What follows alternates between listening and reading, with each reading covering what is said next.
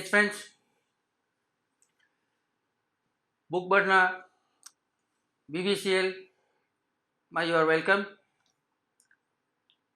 એક રોમાંચ સાથે ભણી શકાય એવી રીતનો BookBirdનો એક પ્રયત્ન છે. કરેક્ટ. ઇંગ્લિશ જોઈએ આપણે અત્યારે. ઓકે, ટાઈમ વધારે લીધા વગર સ્ટ્રેટ અવે જેની તમે રાહ જોઈ રહ્યા છો. Okay, so first, her brother couldn't settle abroad as he had dash any qualification dash work experience. Options જોઈએ આપણે તો not only but also, neither nor, either or, both and છે. ક્વોલિફિકેશન અને એક્સપિરિયન્સ એક વચન છે, રાઈટ? સમજો. હવે અહીંયા એક વચન હોય ત્યારે જનરલી બોથ એન્ડ ન આવે, બરાબર? બીજું કે આ જે વાક્ય રચના છે આમાં આપણે વાક્ય તો હજી સમજ્યા જ નથી. હું તમને અત્યારે સૌથી પહેલા શોર્ટકટ તરફ જઈ રહ્યો છું કે શું વિચારીને શું એલિમિનેટ કરાય. તો પહેલી વસ્તુ, આ જે એની શબ્દ છે, એની શબ્દનો ઉપયોગ કાં તો નકારમાં થાય અને કાં તો પ્રશ્નાર્થમાં થાય, બરાબર? આ શોર્ટકટ સમજો પહેલા. તો આ પ્રશ્નાર્થ નથી અને એની આપ્યું છે, એનો મતલબ કે અહીંયા વાક્ય રચનામાં જે ભાવ છે એ નકારાત્મક ભાવ છે. આટલું જો યાદ રાખીએ તો આ કાંઈ જ ન સમજીએ તો બી ખ્યાલ આવે કે નકાર ભાવ સૂચક એક જ છે, એટલે નાઇધર નોર આવે. આ 100% શોર્ટકટ, બરાબર? કરેક્ટ. સમજીએ હવે આને. હર બ્રધર કુડન્ટ સેટલ એબ્રોડ, એનો ભાઈ વિદેશમાં સ્થાયી થઈ શક્યો નહીં. એઝ ના ઘણા બધા અર્થ છે, એમાંનો અહીંયા જે અર્થ છે એ છે કારણ કે. એઝ એટલે જે રીતે પણ થાય, એઝ એટલે જ્યારે પણ થાય, વેનનું પણ સમાનાર્થી છે, બીકોઝનું પણ સમાનાર્થી છે, બરાબર? તેનો ભાઈ સ્થાયી ન થઈ શક્યો કારણ કે. કારણ કે શું? એની પાસે ક્વોલિફિકેશન અને એક્સપિરિયન્સ બંને હતા એટલે એ ન થઈ શક્યો સ્થાયી, કે બેમાંથી એકે નહોતા એટલે ન થઈ શક્યો? સિમ્પલ. કે કારણ કે તેની પાસે ન તો કોઈ ક્વોલિફિકેશન હતું કે ન તો કાર્ય અનુભવ, વર્ક એક્સપિરિયન્સ. આ બેમાંથી કાંઈ નહોતું, બેમાંથી એકે નહીં એટલે neither nor. Yes, okay, understood. Next, presentation he had given to his client got him dash first contract of his career. આ શરૂઆત વાંચીને કેટલાકને એમ થાય આવું તો પેલા વોર્મિંગ અપ રાઉન્ડમાં પણ હતું જ. યસ, હતું. અને એમાં બીજી બ્લેન્કમાં ફરક છે, બરાબર? જો વોર્મિંગ અપ રાઉન્ડમાં જે મેં પૂછ્યું હતું એમાં ધ્યાન આપ્યું હોય તો અહીંયા તરત ખ્યાલ આવી જાય કે અહીંયા પહેલી બ્લેન્કમાં ધ આવશે. કેમ? પ્રેઝન્ટેશનની વાત છે, એક વચન છે એટલે એ આવી શકે અને ધ આવી શકે. શરૂઆતમાં ઓપ્શન્સમાં મેં સી અને ડીમાં એ આપેલા જ છે, બરાબર? પણ અહીંયા જ્યારે આપણે જોઈએ કે કેવા જો વાક્યનું ગુજરાતી કર્યું નથી, હું અત્યારે શરૂઆત જે કરું છું અત્યારે એ શું કરું છું કે ભાઈ વાક્ય જોઈએ, અમુક શબ્દો પકડીને જ્યાં જ્યાં શોર્ટકટનો મેળ પડે છે શોર્ટકટનો ઉપયોગ કરીએ, વાક્ય સમજશું તો ખરા જ આપણે. પ્રેઝન્ટેશનની વાત છે, એક જ છે પ્રેઝન્ટેશન, એટલે એ અથવા ધ બેમાંથી કોઈ પણ એક આવી શકે. હવે એ આવે કે ધ આવે એના માટે વિચારવાનું શું આપણે? ધ ક્યારે આવે? જનરલ સેન્સમાં નિશ્ચિતતા. તો ક્યાં પ્રેઝન્ટેશનની વાત છે? એણે એના ક્લાયન્ટને આપ્યું એ પ્રેઝન્ટેશનની વાત છે, એટલે નિશ્ચિતતા થઈ કે ન થઈ? નિશ્ચિતતા હોય તો આર્ટિકલ ધ આવે કે ન આવે? કરેક્ટ. આટલું જ જોઈએ આપણે. ગુજરાતી હજી નથી સમજ્યા આપણે, આટલું જ સમજ્યા, અડધું સમજ્યા, રાઈટ? આટલું જ જોઈએ આપણે એટલે આપણને ખ્યાલ આવે કે શરૂઆતમાં એ નહીં આવે, ધ આવશે. એટલે બાય ડિફોલ્ટ આ બે નીકળી ગયા, એટલે બીજી બ્લેન્કમાં મહેનત કરીને સેકન્ડો વગાડવાની જરૂર નથી આપણે. કરેક્ટ. એટલે ધ પ્રેઝન્ટેશન થઈ ગયું. Got him first contract of his career. First ક્રમાંક છે,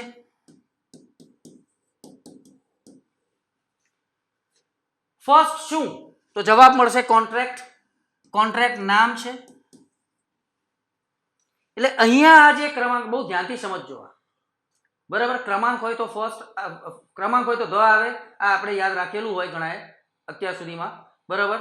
એમાં એક મુદ્દો સમજવાનો છે એટલે આ ધ્યાન આપ્યું કે ફર્સ્ટ છે, ક્રમાંક છે એટલે ધ આવે, બરાબર? ફર્સ્ટ શું? જવાબ મળશે કોન્ટ્રાક્ટ. કોન્ટ્રાક્ટ શું છે? નામ છે. કોઈ પણ શબ્દને પ્રશ્ન પૂછો, જવાબમાં નામ કે સર્વનામ મળે તો એ વિશેષણ કહેવાય. એટલે અહીંયા આ જે ક્રમાંક છે એ શેનું કામ કરે છે? વિશેષણનું કામ કરે છે. જ્યારે પણ ક્રમાંક, આ યાદ રાખજો, બરાબર, ક્રમાંક જ્યારે વિશેષણનું કામ કરતું હોય ત્યારે એની સાથે ધ આવે, એટલે અહીંયા પણ ધ આવશે, એટલે જવાબ આપણો આ આવશે. Okay, right. અમે 2 વખત જે કીધું કે ધ્યાનથી સમજો, ધ્યાનથી સમજો, શું કામ કીધું મેં તમને? અન્ડરસ્ટેન્ડ. અહીંયા એવું વાક્ય જરા બીજું લઉં છું આ સમજાવવા માટે. સપોઝ કે એમ લઉં,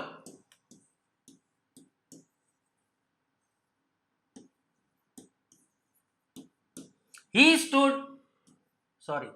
stood first in his class.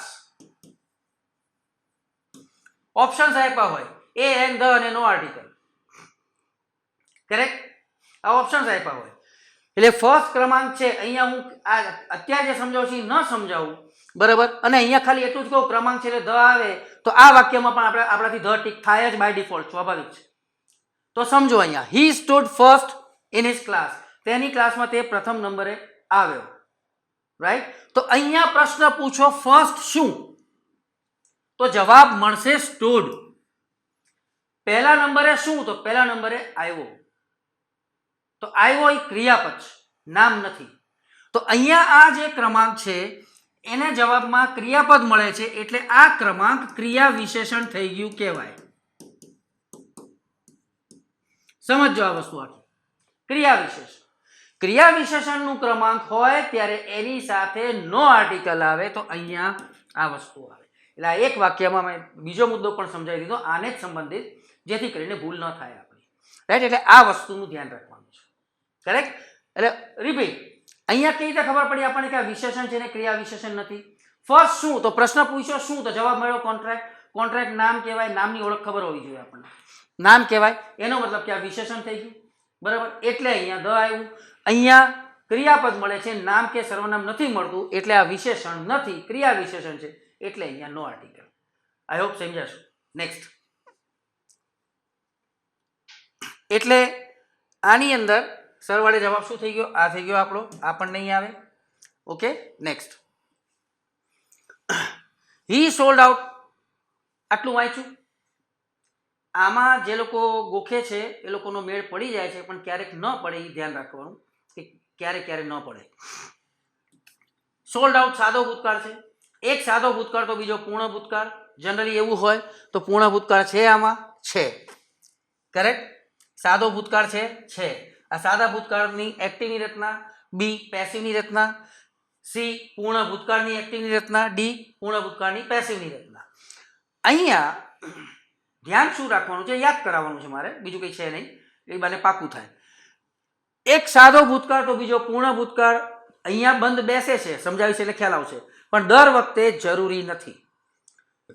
એક સાદો ભૂતકાળ હોય તો બીજો પૂર્ણ ભૂતકાળ, એક સાદો ભૂતકાળ તો બીજો ચાલુ ભૂતકાળ, એક સાદો ભૂતકાળ તો બીજો પણ સાદો ભૂતકાળ. આ રીતની રચનાઓ હોય છે.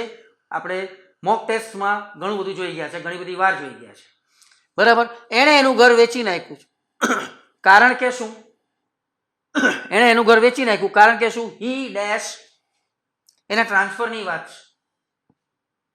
આટલી ખબર પડી. હવે જ્યારે છે તે સમજો કે ક્યારેક આપણે અટવાતા હોઈએ, બરાબર, ત્યારે આ વિચારો કે એણે ઘર વેચી નાખ્યું અને ટ્રાન્સફર થઈ. આ બેમાંથી કઈ ક્રિયા પહેલા થાય? પહેલા ટ્રાન્સફર થાય પછી જ ઘર વેચે. તો આ ટ્રાન્સફરની ક્રિયા પહેલી થઈ કે નહીં? પહેલી થઈ, બરાબર. એક આ રીતે પહેલો મુદ્દો આ વિચારો. પછી સેકન્ડ વિચારો, આ બે ઉપરા ઉપરી થયેલી ક્રિયા છે કે ગેપ છે? ગેપ છે. ટ્રાન્સફર લેટર આવ્યો, ટ્રાન્સફર ઓર્ડર આવ્યો એની પાસે, રાઈટ, એટલે ઇમિડિયેટલી ઘર વેચી નાખ્યું, પછી ઘર વેચવા કાઢે અને પછી ઘર વેચાય, એટલે ગેપ તો છે જ. ઉપરા ઉપરી થયેલી બે ક્રિયાઓ નથી ભૂતકાળની, બરાબર. ઘર વેચવું ભૂતકાળમાં, તો ટ્રાન્સફર પણ ભૂતકાળમાં થયો, એટલે અહીંયા જે પણ આવશે ભૂતકાળનું રૂપ આવશે, નંબર 1. સેકન્ડ, જોયું આપણે તો ખ્યાલ આવ્યો કે ઉપરા ઉપરી થયેલી બે ક્રિયાઓ નથી, બે ક્રિયાઓ ઉપરા ઉપરી થયેલી નથી, એટલે પહેલી ક્રિયા પૂર્ણ ભૂતકાળમાં આવે, એટલે આમાં પૂર્ણ ભૂતકાળ આવશે, બરાબર. સાદો ભૂતકાળ નહીં આવે. Elimination, correct. નેક્સ્ટ, એક્ટિવ છે કે પેસિવ છે? રાઈટ. બ્લેન્કની પહેલા હી છે, ધ્યાનથી સમજજો. ટ્રાન્સફર આપવાનું કે કરવાનું કામ હી પોતે કરે? ન કરે. બરાબર, હું પોતે પોતાને ટ્રાન્સફર ન આપી શકું, એટલે આ પેસિવની રચના છે. પૂર્ણ ભૂતકાળ આવશે એટલે હેડ આવે. હેવ હેઝ કે હેડ હોય એટલે પેસિવમાં બીન વાગે જ, એટલે જવાબ આપણો શું થઈ ગયો? હેડ બીન ટ્રાન્સફર. આઈ એમ શ્યોર ખ્યાલ આવે છે. કરેક્ટ. ઉપરાપરી થયેલી બે ક્રિયા હોય ત્યારે બંને સાદા ભૂતકાળમાં હોય, ત્યારે પહેલી ક્રિયા પણ સાદા ભૂતકાળમાં જ હોય. બરાબર, અને ભૂતકાળમાં કોઈ એક ક્રિયા ચાલુ હતી, એ દરમિયાનમાં બીજી ક્રિયા થઈ, એવી રીતનું હોય ત્યારે જે ક્રિયા ચાલુ હતી એ ચાલુ ભૂતકાળમાં આવે અને જે થઈ એ સાદા ભૂતકાળમાં આવે. તે મને ફોન કર્યો ત્યારે હું સૂતો હતો. ફોન કરવાની ક્રિયા થઈ, સુવાની ક્રિયા ચાલુ હતી એ દરમિયાનમાં, તો સુવાની ક્રિયામાં વોઝ સ્લીપિંગ આવે. હેડ સ્લેપ્ટ કે એકલું સ્લેપ્ટ ન આવે. Okay, next. હવે વોકેબ અર્થ જ ખબર હોવા જોઈએ. Synonym of important. ઇમ્પોર્ટન્ટનો મતલબ ખબર છે આપણને કે મહત્વનું. ફોર્મલ એટલે ઔપચારિક. આના અર્થ જ ખબર હોય, આમાં ક્યાંય શોર્ટકટ નથી, કોઈ ટ્રીક નથી. બરાબર, ફોર્મલ એટલે ઔપચારિક. કેઝ્યુઅલ એટલે જેને કહીએ આકસ્મિક કે અનિયમિત હોય. બરાબર, પ્રોપર એટલે યોગ્ય. વાઇટલ શબ્દ પણ આપણા માટે નવો છે. બરાબર, વાઇટલનું જે છે એનો અર્થ થાય મહત્વનું, એટલે ઇમ્પોર્ટન્ટ અને વાઇટલ બંને સિનોનિમ્સ, સમાનાર્થી છે. કરેક્ટ. Okay, next. હવે આ જુઓ. This question is very easy. Correct. હવે આમાં સેમ ટાઈપનો ક્વેશ્ચન વોર્મિંગ અપ રાઉન્ડમાં પણ હતો જ. આ જ રીતનો હતો. ઉદ્ગારમાં ફેરવવાની વાત હતી. સામાન્ય રીતે આપણે જે ક્વેશ્ચન પૂછાતો હોય છે આ ટાઈપનો, એમાં ઉદ્ગાર આપ્યું હોય અને વિધાનમાં ફેરવવાનું હોય. બરાબર, આ ઉદ્ગારમાં ફેરવવાનું છે. ઉદ્ગારમાં ફેરવવાનું હોય ત્યારે શું ધ્યાન રાખો અને શું યાદ રાખો કે this question is very easy. એક વચન છે. એક વચન છે તો આમાં આર્ટિકલ એ કે એન કે ધ છે? નથી. આર્ટિકલ જ્યારે એ એન ધ ન હોય, આવી રીતે એક વચન હોય ત્યારે ઉદ્ગારની રચનામાં અહીંયા વોટ આવે નહીં. ફિક્સ. બરાબર, એક વચન છે, આર્ટિકલ નથી, એટલે વોટથી રચના નહીં જ બને. એટલે વોટ વાળા ઓપ્શન્સ ગયા.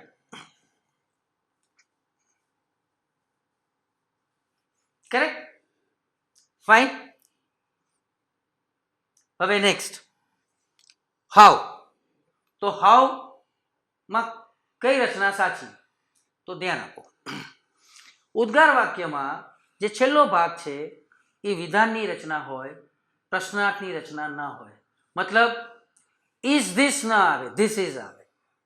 ઇઝ ધીસ હોય તો પ્રશ્નાર્થની રચના થઈ, ધીસ ઇઝ હોય તો વિધાનની રચના થઈ. તો આ ધીસ ઇઝ છે અને આ ઇઝ ધીસ છે. આ પ્રશ્નાર્થની રચના ના આવે એટલે જવાબ શું થઈ ગયો આપણો? આ થઈ ગયો. This question is. This question is this question જો આ અહીંયા હોત તો પ્રશ્નાર્થ જેવી રચના થાત. આ અહીંયા નથી, આ વિધાનની રચના થઈ, તો જવાબ આપણો થઈ ગયો આ. Correct. Yes. Next. Her brother said to her, did you attend? Right? Simple. Direct indirect નહીં, જ્યારે રચના આપી હોય ને ઓપ્શન્સ આપ્યા હોય ત્યારે સામાન્ય રીતે ત્રણ બાબતનું ધ્યાન રાખવું. એક, વાક્યનો પ્રકાર કયો છે? ઉદ્ગાર છે, વિધાન છે, આઈ મીન કે પ્રશ્નાર્થ છે, એ પ્રમાણે સંયોજકો આવે એ જોવાના. સેકન્ડ, સર્વનામના ફેરફાર. થર્ડ, કાળના ફેરફાર. અને જે ફોર્થ છે એ ટુડેનું ધેટ ડે ને એમાં કંઈક ફેરફાર કરવાનો હોય. જનરલી આ ચાર બાબત હોય છે. બરાબર. તો હવે અહીંયા સમજો કે આ સેડ છે. રિપોર્ટિંગ વર્બ ભૂતકાળમાં હોય તો રિપોર્ટેડ સ્પીચના કાળમાં ફેરફાર થાય. શું ફેરફાર થાય? તો આ ડીડ છે. ડીડ એટલે સાદો ભૂતકાળ. સાદો ભૂતકાળ પૂર્ણ ભૂતકાળમાં ફરે. બરાબર, આટલું નક્કી છે. એટલે આમાં પૂર્ણ ભૂતકાળ આવે. તો ડીડ છે સાદો ભૂતકાળ, પૂર્ણ ભૂતકાળ હેડ આવે કે ના આવે? રાઈટ. હું જે ક્રમમાં સમજાવું છું ને એ ક્રમમાં મગજમાં ઉતારો. રાઈટ. તો મહેનત ઘટી જશે. બરાબર. નિયમને આધીન વિચારીએ તો ડાયરેક્ટ ઇનડાયરેક્ટમાં પ્રશ્નાર્થી રચનામાં સંયોજક તરીકે ધેટ આવે નહીં. બરાબર. પ્રશ્નાર્થી રચના વિધાનમાં ફરે. આ બધું છે. પણ એલિમિનેશન કરવા માટે, સમય બચાવવા માટે આ ટાઈપની એક્ઝામ્સમાં શું ધ્યાન, જે મુદ્દા આપણને સરળતાથી સમજમાં આવે છે એ મુદ્દાને ધ્યાનમાં લઈને પહેલાં એલિમિનેટ કરી નાખો. જે થાય એક ઓપ્શન, બે ઓપ્શન જે પણ થાય. તો ડીડ સાદો ભૂતકાળ છે, પૂર્ણ ભૂતકાળમાં ફરે એટલે હેડ આવે. જે વાક્યમાં હેડ ન હોય બાય ડિફોલ્ટ નહીં આવે. આમાં હેડ છે, આમાં છે નથી એટલે નહીં આવે. તો બાકીના આગળના બીજા બે નિયમો લાગુ પાડવાની ક્યાં જરૂર છે? ટાઈમ ક્યાં બગાડવાની જરૂર છે? નહીં આવે. આમાં હેડ છે નથી એટલે આ નહીં આવે. આમાં છે. થઈ ગયું એલિમિનેટ. બે રહ્યા. હવે ધ્યાનમાં રાખો કે પ્રશ્નાર્થની રચના વિધાનમાં ફરે. અહીંયા શી હેડ એટેન્ડેડ વિધાનવાળો ભાગ છે, અહીંયા હેડ શી એટેન્ડેડ પ્રશ્નાર્થવાળો ભાગ છે. તો પ્રશ્નાર્થની રચના વિધાનમાં ફરે તો વિધાનની રચના આવે એટલે આ જવાબ આવે આપણો. Yes, understood. વધારે અઘરા ઓપ્શન્સ આપવા હોય તો કેવી રીતે આપી શકે? અહીંયા પણ શી હેડ જ આપે, શી હેડ એટેન્ડેડ, અને પછી ક્યાં ફેરફાર થાય? કોઈક સર્વનામમાં ફેરફાર કરી નાખ્યો હોય. હર છે તો એટેન્ડેડ હર ડાન્સ ક્લાસ, તો હિઝ ડાન્સ ક્લાસ મૂકી દીધું હોય. આવું કંઈક મૂકી દે આપણને. તો એ થર્ડ પોઈન્ટ વિચારવાની જરૂર પડે ત્યારે વિચારો, અધરવાઇઝ આ રીતે થઈ જાય. ક્લિયર? એટલે આપણો જવાબ થઈ ગયો એ. Fine. Next. As soon as he saw his old school friend, he ran towards her. તો as soon as, no sooner, hardly. Correct? પણ અહીંયા સૂચના શું છે? Change the voice. અહીંયા ધ્યાન આપવાનું છે. As soon as he saw his old school friend, એક ભાગ. He ran towards her, બીજો ભાગ. બરાબર? હવે સમજો ધ્યાનથી. એટલે આમ જોવા જાવ તો બે વાક્યો છે, જોડેલા છે, સંયોજક છે as soon as, પણ જોડેલા છે, પણ છે બે વાક્યો. જ્યારે આ રીતના બે વાક્યો આપ્યા હોય અને વોઇસની સૂચના હોય ત્યારે વિશેષ ધ્યાન આપો.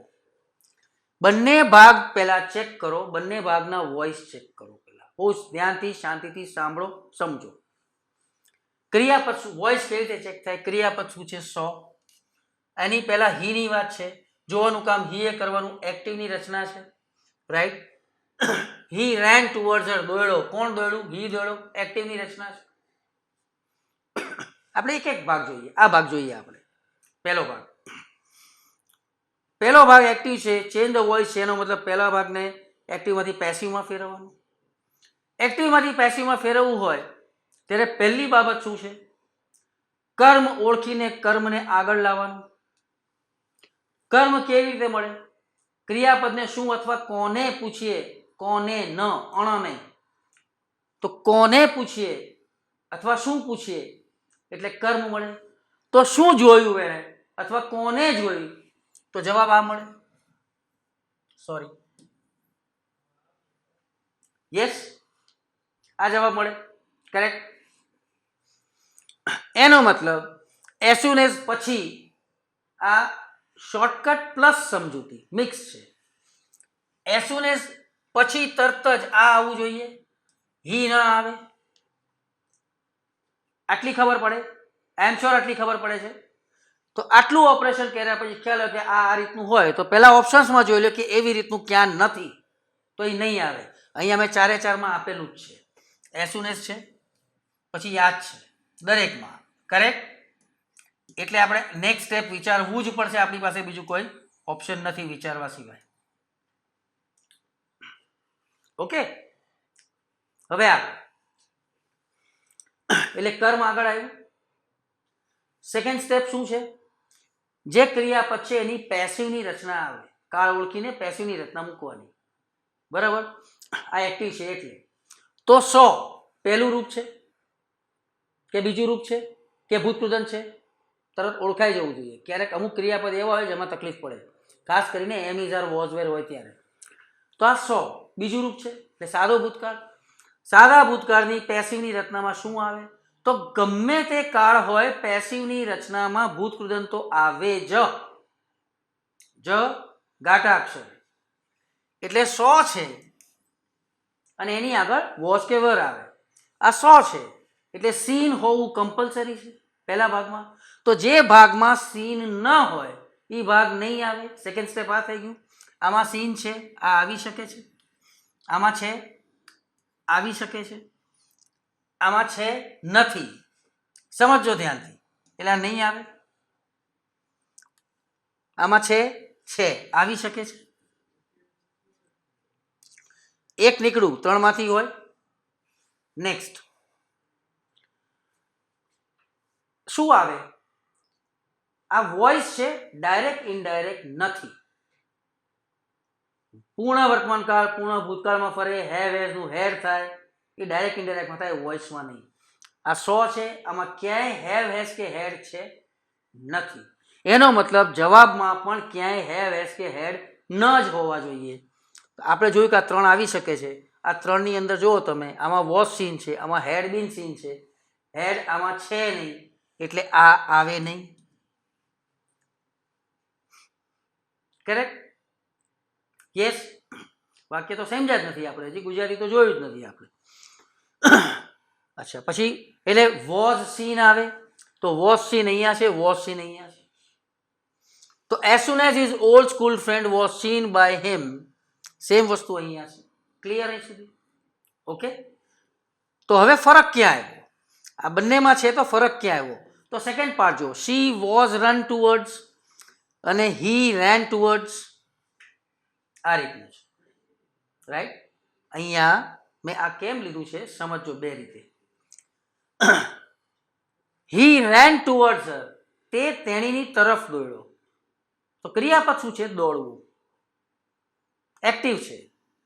પેસિવમાં માનો કે આ ભાગને આપણે ફેરવવો છે, તો ક્રિયાપદને શું અથવા કોને પૂછીને કર્મ ઓળખવાનું નહીં. તો અહીંયા વાક્યનું ગુજરાતી સમજો કે he ran towards her, તે તેણીની તરફ દોડ્યો. શું દોડ્યો? કોને દોડ્યો? એનો ક્યાંય જવાબ છે? કઈ તરફ દોડ્યો એનો જવાબ છે. શું દોડ્યો કે કોને દોડ્યો એનો કોઈ જવાબ નથી. એનો મતલબ આ ભાગમાં કર્મ નથી, એટલે આ ભાગનો ફેરફાર નહીં થાય, યથાવત જ રહેશે. એટલે સી, અહીંયા સી આપી દીધું છે મેં. રાઈટ? ઘણા વિચારે કે વોઝ રન, અહીંયા કેમ સી આપ્યું ઓપ્શનમાં? ઘણા વિચારે કે આ ભાગનો વોઇસ ચેન્જ કરો, પછી છે, પહેલા આવે એટલે હર છે, એ સી આગળ આવે, આવું પણ વિચારી લે. વોઝ રન વિચારે, આ બધું વિચારે, અને આ પણ ઉતાવળમાં ટીક થઈ જાય. આ કોનાથી ભૂલ થવાની સંભાવના છે? જેને આમ જેને કહે ને કે એક એક મુદ્દા ટિપિકલ એક જ બીબાઢાળ રીતે જ ખાલી ગોખેલા હોય, એનાથી આ ભૂલ થઈ જાય. કે જે પછી છે એ પહેલા આવે, એટલે હી અહીંયા હર છે તો સી આવે, તરત આ ટીક થઈ જાય. પછી એ જોઈએ કે અહીંયા સી નથી એટલે ન આવે. રાઈટ? ક્લિયર? એટલે કર્મ નથી એટલે આનો વોઇસ ચેન્જ ન થાય, પછીનો ભાગ જેમ છે એમ જ રહે. તો જેમ છે એમ ક્યાં છે? અહીંયા છે, એટલે જવાબ શું થયો? Fine. Yes. Next again vocab break છે, અને પૂછ્યું શું છે આપણને? સિનોનિમ પૂછ્યું છે. સી કેટલાક સ્ટુડન્ટ્સને આવડવા છતાં ઉતાવળમાં પૂછ્યું સિનોનિમ હોય એન્ટોનિમ ટીક થઈ જાય, પૂછ્યું એન્ટોનિમ હોય સિનોનિમ ટીક થઈ જાય. આ ઉતાવળ ન થાય એનું ધ્યાન રાખજો. બ્રેક એટલે તોડવું થાય, ઓપન એટલે ઉગાડવું કે ખોલવું થાય, તો બંધનું થાય આ એન્ટોનિમ. બરાબર? પૂછ્યું છે અહીંયા સિનોનિમ, અહીં તોડવાની વાત છે. ઓપનનો ટ્વિસ્ટ એટલે આમ મરડવું. રેક અને કાર્વ, કાર્વ એટલે કોતરવું. બરાબર? રેક, રેક એટલે ભાંગવું, તોડવું એવો અર્થ થાય. રેકેજ નામ છે. રેકેજ એટલે શું? કોઈ પણ તૂટેલો ફૂટેલો ભંગાર હોય એને રેકેજ કહેવાય. બરાબર? તો બ્રેકનું સમાનાર્થી શું થઈ જાય? રેક થઈ જાય. યાદ રાખવાનું છે. ફાઇન. નેક્સ્ટ હીથર, ધેન્સ, વેન્સ, વેર શબ્દોનો અર્થ ખબર હોવી જોઈએ. બરાબર? હીથર એટલે અહીં. બરાબર? ધેન્સ એટલે ત્યાંથી. વેન્સ એટલે ક્યાં અથવા જ્યાંથી. વેર એટલે ખબર છે આપણને ક્યાં. બરાબર? આ અર્થ ખબર હોય તો કોઈ ઇસ્યુ નથી આવતો, પણ આ બધા શબ્દો સરવાળે રિલેટિવ પ્રોનાઉન્સના કહેવાય, અને રિલેટિવ પ્રોનાઉન્સ હોય ત્યારે વાક્યને સમજવું પડે, શોર્ટકટ કામમાં આવતું નથી. બરાબર, મારું વ્યક્તિગત સૂચન છે 4 ટોપિક્સમાં ખોટે ખોટી શોર્ટકટની મેથડ પર મથતા નહીં, સમય વેડવશો. બરાબર, એક તો સંયોજકો છે, એક પ્રેપોઝિશન્સ છે, એક ફ્રેઝ પ્રેપોઝિશન્સ છે, અને આ રિલેટિવ પ્રોનાઉન્સ છે. Who, which, whom, whose, that, why, where, when, આ બધા. બરાબર, તો અહીંયા આ અર્થ ખબર પડ્યા પછી કોઈ ઇસ્યુ નથી. Do you C that medical store? શું તમે પેલી દવાની દુકાન તમે જુઓ છો? ગો, જાઓ, and dash get me these medicines please. જાઓ અને મારા માટે દવા લઈ આવો.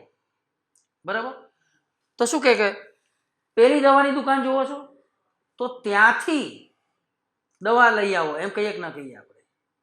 બરાબર, આપણે એવું ના કહીએ કે પેલી દવાની દુકાન જુઓ છો તો અહીંથી લઈ આવો, એમ ના કહીએ. દવાની દુકાન જુઓ છો કે જ્યાંથી લઈ આવો, એમ ના કહીએ. વાક્ય રચના મુજબ કે જાઓ અને ત્યાંથી દવા લઈ આવો, એમ કહીએ. ત્યાંથી ઇઝ ધેન્સ, એટલે જવાબ આવે ધેન્સ. બરાબર, શબ્દોના અર્થ યાદ રાખવાના, ગુજરાતી સાચું કરવાનું. નેક્સ્ટ, અહીંયા શોર્ટકટ પહેલા તો અધરવાઇઝ, એલ્સ અથવા ઓર સમાનાર્થી છે. આ ઓરનો બીજો ઉપયોગ. એક તો ઓર એટલે અથવા થાય, બરાબર, વિકલ્પ માટે. આ ઓરનો બીજો નહીતરનું સમાનાર્થી છે. આ શબ્દો જ્યારે આપ્યા હોય ત્યારે પહેલી વસ્તુ તમે ધ્યાનથી જોશો તો આ શબ્દો હશે ત્યારે આ શબ્દો પછી સંભવિત પરિણામ હોય, પરિણામ નહીં, સંભવિત પરિણામ. બરાબર, નક્કર પરિણામ નહીં. એક આ વસ્તુ. પછી તમે જો કે એની પહેલા જે આપેલું છે એ ભૂતકાળ છે કે નહીં? છે. એનો મતલબ આ ભૂતકાળનું જ સંભવિત પરિણામ કહેવાય કે ના કહેવાય? આ તમને હું સહેલી રીતે સમજાવી રહ્યો છું. ભૂતકાળનું જ સંભવિત પરિણામ કહેવાય. ભૂતકાળનું સંભવિત પરિણામ એટલે શું થયું? જો આમ કર્યું હોત તો તેમ થાત. થાત સંભવિત થઈ. એટલે આ પરફેક્ટ મોડેલ ઓક્ઝિલરીઝનું ભૂતકાળના જોતોની રચના છે. જેમાં શું આવે? સહાયક, યોગ્ય સહાયકારકના ભૂતકાળનું રૂપ પ્લસ હેવ ભૂતકૃદંત એક્ટિવમાં અથવા બીન અને ભૂતકૃદંત પેસિવમાં. એટલે we had and left on time. પછી ગુજરાતી કરો, રાઈટ, એટલે રીકન્ફર્મ થઈ જાય. રાઈટ, શોર્ટકટમાં અધરવાઇઝ, એલ્સ કે ઓર છે, આગળ ભૂતકાળ છે, એટલે આ સંભવિત પરિણામ છે, એટલે આ ભૂતકાળના જોતોની રચના થઈ. બરાબર, પછી વોઇસ ચેક કરો. બ્લેન્કની પહેલા વીની વાત છે. ક્રિયાપદ શું છે? મિસ, ચૂકી જવું. તો ચૂકી જવાનું કામ વીથી થાત કે ન થાત? થાત. એક્ટિવની રચના થઈ. યોગ્ય સહાયકારકનું ભૂતકાળ હેવ અને ભૂતકૃદંત. યોગ્ય સહાયકારક આ વોઝ વેર ના આવે આમાં. સહાયકારક મોડેલ ઓક્ઝિલરીઝ, આ ત્રણે ભૂતકાળ છે કે નહીં? છે. હેવ આવે, હેવ આવે જ. બરાબર, એટલે આ ના આવે ને આ ના આવે. આ બે થયા. એક્ટિવની રચના છે એટલે બિન ન વાગે. જવાબ શું થઈ ગયો? આ હતી શોર્ટકટની રીત. સમજવાની રીતે વાક્ય ગુજરાતી કરીએ કે we had and left on time. અમે સમયસર નીકળ્યા નહીં, નહીતર અમે ફ્લાઇટ ચૂકી ન ગયા હોત. સંભવિત પરિણામ ભૂતકાળનું જોતો પરફેક્ટ મોડેલ ઓક્ઝિલરીઝના જે 3 મુદ્દા છે એમાંનો એક મુદ્દો. Next, he dash a new restaurant so he is in search of good chef. બરાબર, એટલે રેસ્ટોરન્ટ શરૂ કરવાની વાત છે, ખોલવાની વાત છે. So he is in search of, અહીંયા આ અગત્યનો ભાગ ભજવે છે. ઇન સર્ચ ઓફ એટલે ની શોધમાં હોવું. બરાબર, તો એને નવી રેસ્ટોરન્ટ શું બોલીએ આપણે? કાર્ડ જોવો તમે. બરાબર, સમજો. આમ તો અનેક વાર મેં કીધેલું છે કે જનરલી જ્યારે છે તે ક્રિયાપદોના ઓપ્શન્સ હોય ત્યારે પહેલાં વોઇસ ચેક કરી લેવો, વાક્ય પછી સમજો તો બી ફાઇન. તો બ્લેન્કની પહેલાં હી છે, ઓપન કરવાનું કામ હી એ કરવાનું, એટલે એક્ટિવની રચના થઈ કે નહીં? એટલે જે બી ઓપ્શન આવે એ એક્ટિવનું આવે. રાઈટ, સમજો. આ એક્ટિવ છે, આ એક્ટિવ છે, આ પણ એક્ટિવ છે, આ એક્ટિવ નથી. વોઝ વેર અને ભૂતકૃદંત આ સાદા ભૂતકાળની પેસિવની રચના છે, એટલે આ નીકળી ગયું. ખોટા મથીએ નહીં આપણે. હવે આપણે શું કહીએ વાક્ય રચના મુજબ? So he is in search of a good chef નો મતલબ શું થયું? કે તેથી તે એક સારા શેફની શોધમાં છે. હતો નથી, છે. હવે આનું ગુજરાતી શું કહીએ? એને છે ને નવી રેસ્ટોરન્ટ ચાલુ કરી છે, આવું જ બોલીએ કે નહીં? તેથી તે એક નવા શેફની શોધમાં છે, આવું બોલીએ? તો નવી રેસ્ટોરન્ટ ચાલુ કરી એમ બોલો કે ચાલુ કરી છે બોલો? આને આધીન કહી રહ્યો છું. આ ક્રિયા થઈ ગઈ, આ એની અસર છે, પૂર્ણ વર્તમાન કાળ આવે. એણે નવી રેસ્ટોરન્ટ શરૂ કરી છે, તો શરૂ કરી ભૂતકાળ, છે વર્તમાન કાળ, ભૂતકાળ વર્તમાન કાળનો કોમ્બો, વિકાસવાણી, પૂર્ણ વર્તમાન કાળ. એક્ટિવની રચના, હેવ હેઝ ભૂતકૃદંત, હી છે એટલે હેઝ આવે. Fine. Next, synonym of bright. Bright એટલે ચમકતું, ઉજળું એવું થાય. અગેન અર્થ ખબર હોવી જોઈએ. બ્યુટીફુલ અને ગોર્જિયસ સમાનાર્થી છે એકબીજાના. ગોર્જિયસ એટલે પણ બ્યુટીફુલ જ થાય. ઓફુલ એટલે ભયાનક. શિમરિંગ એટલે ચમકતું, ચળકતું. તો બ્રાઇટનું સમાનાર્થી શિમરિંગ થાય.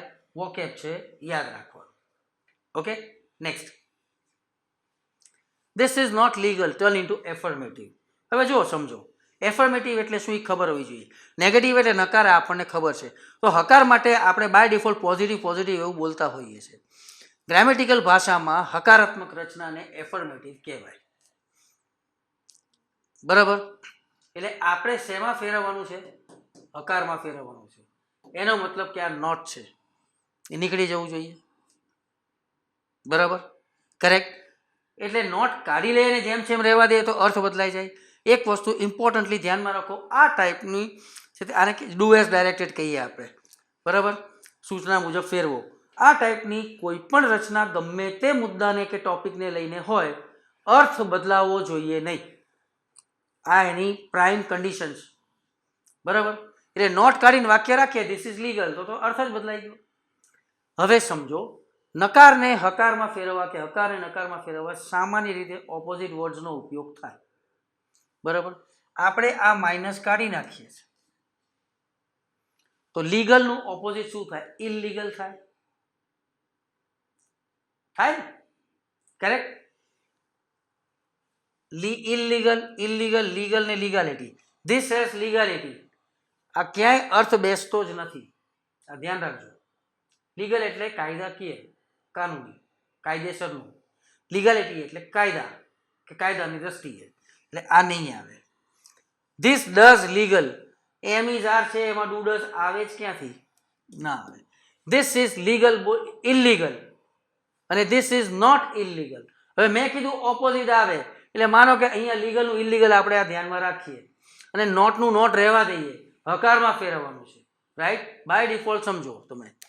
Correct. This is not legal એવું છે, અને અહીંયા શું લખ્યું છે?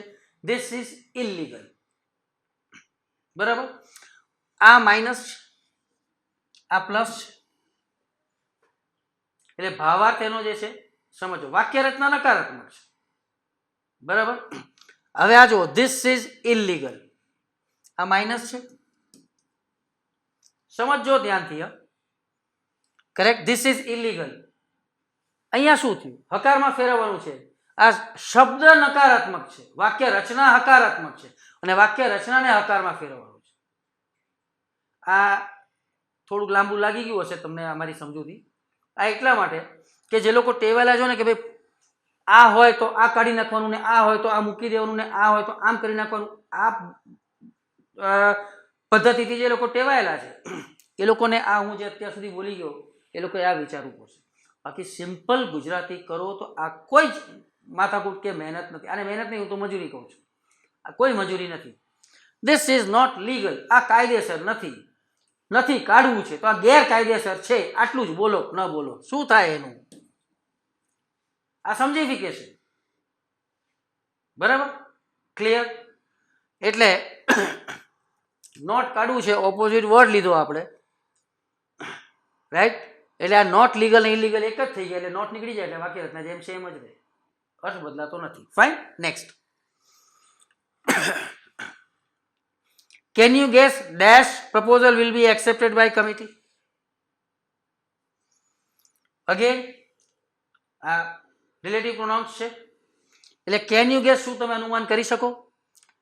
પ્રપોઝલ વિલ બી એક્સેપ્ટેડ, દરખાસ્ત સ્વીકારવામાં આવશે કમિટી દ્વારા. હુઝ એટલે કોનું? અથવા કે જેનું, હુમ એટલે કોને અથવા કે જેને, ધેટ એટલે કે, હુ એટલે કે જે અથવા કોણ. શું કહીએ આપણે? પ્રશ્નાર્થ છે, શું કહીએ? શું તમે અનુમાન કરી શકો કે કોનું પ્રપોઝલ સ્વીકારવામાં આવશે? આમ જ બોલો કે ના બોલો? ગુજરાતી વગર છે કોઈ આમાં મેળ પડે? નહીં પડે, બરાબર. એટલે કોનું, નોનું ની ના, હુઝ આવે. આઈ રિપીટ, રિલેટિવ કોરિલેટિવ પ્રોનાઉન્સ હોય ત્યારે વાક્યને સમજવું જ પડે. Next, he often dresses up as if he, as if આવે એટલે વર આવે. યાદ જ રાખવાનું છે આ, રાઈટ. આ એક અપવાદ રૂપની રચના છે. આવું શું કામ છે? આવી રચના કેમ છે? તો જ્યારે પણ કોઈ અવાસ્તવિક સ્થિતિ હોય અને એવી રીતની રચના આપી હોય, રાઈટ, અને એટલા માટે તો આનું ગુજરાતી થાય જાણે કેમ.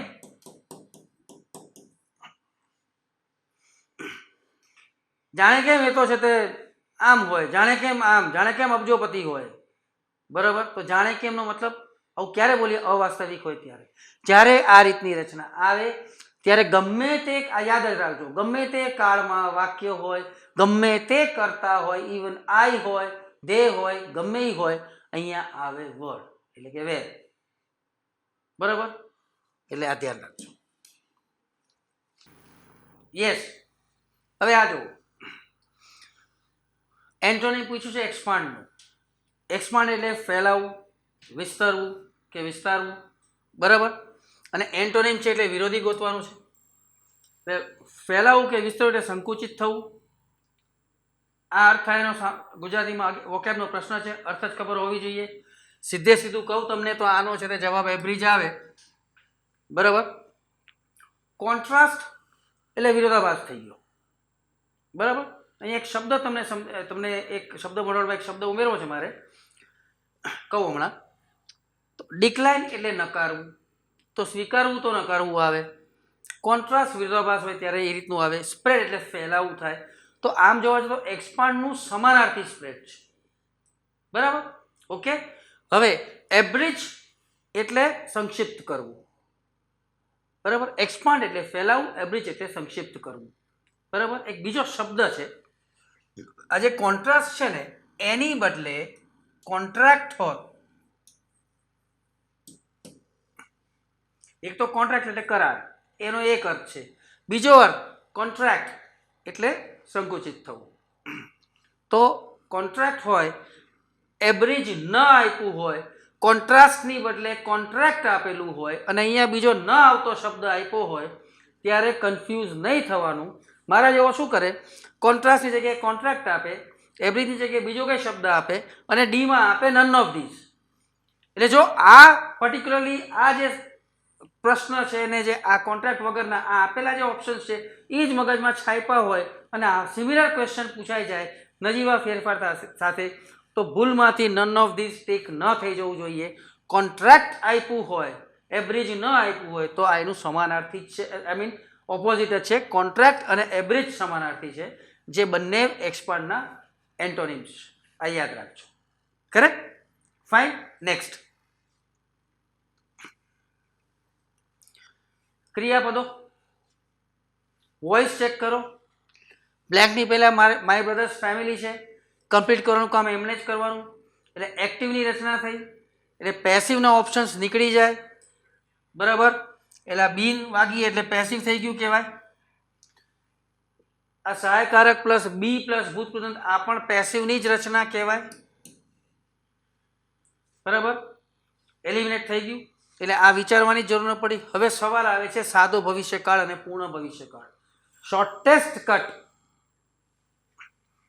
બાય સાથે જ્યારે ભવિષ્યનો સમય આપેલો હોય ત્યારે પૂર્ણ ભવિષ્યકાળ આવે. આઈ રિપીટ, બાય સાથે જ્યારે ભવિષ્યનો સમય આપ્યો હોય ત્યારે ક્રિયાપદ પૂર્ણ ભવિષ્યકાળનું જ હોય. આ શોર્ટકટ થઈ ગયું. એટલે શું થાય? Will have completed. આ હતું ઓપ્શન, આ પણ પૂર્ણ ભવિષ્યકાળ છે પણ પેસિવ છે, જ્યારે રચના એક્ટિવની છે. સમજવાની દ્રષ્ટિએ પૂર્ણ ભવિષ્યકાળ ક્યારે આવે? ભવિષ્યમાં કોઈક સમય સુધીમાં ક્રિયા પૂરી થઈ ગઈ હોય કે થઈ જશે એવી રીતની રચના હોય ત્યારે પૂર્ણ ભવિષ્યકાળ આવે. જ્યારે પણ, અને આ ઓળખવું કેવી રીતે, જ્યારે પણ બાય સાથે કોઈ પણ રીતે ડાયરેક્ટલી કે ઇનડાયરેક્ટલી સમય આપેલો હોય ત્યારે બાયનું ગુજરાતી સુધીમાં થાય. સાદી સરળ ભાષામાં સુધીમાં સાથે ભવિષ્યનો ટાઈમ હોય ત્યારે પૂર્ણ ભવિષ્યકાળ આવે. બરાબર. વાક્યનું ટ્રાન્સલેશન: મારા ભાઈનો પરિવાર 25 વર્ષની જે વાત છે લંડનમાં, બરાબર, બાય કમિંગ સપ્ટેમ્બર, તો 25 વર્ષ પૂરા કરવાની વાત છે. એટલે કે આવતા સપ્ટેમ્બર સુધીમાં મારા ભાઈએ લંડનમાં 25 વર્ષ પૂરા કરી લીધા હશે.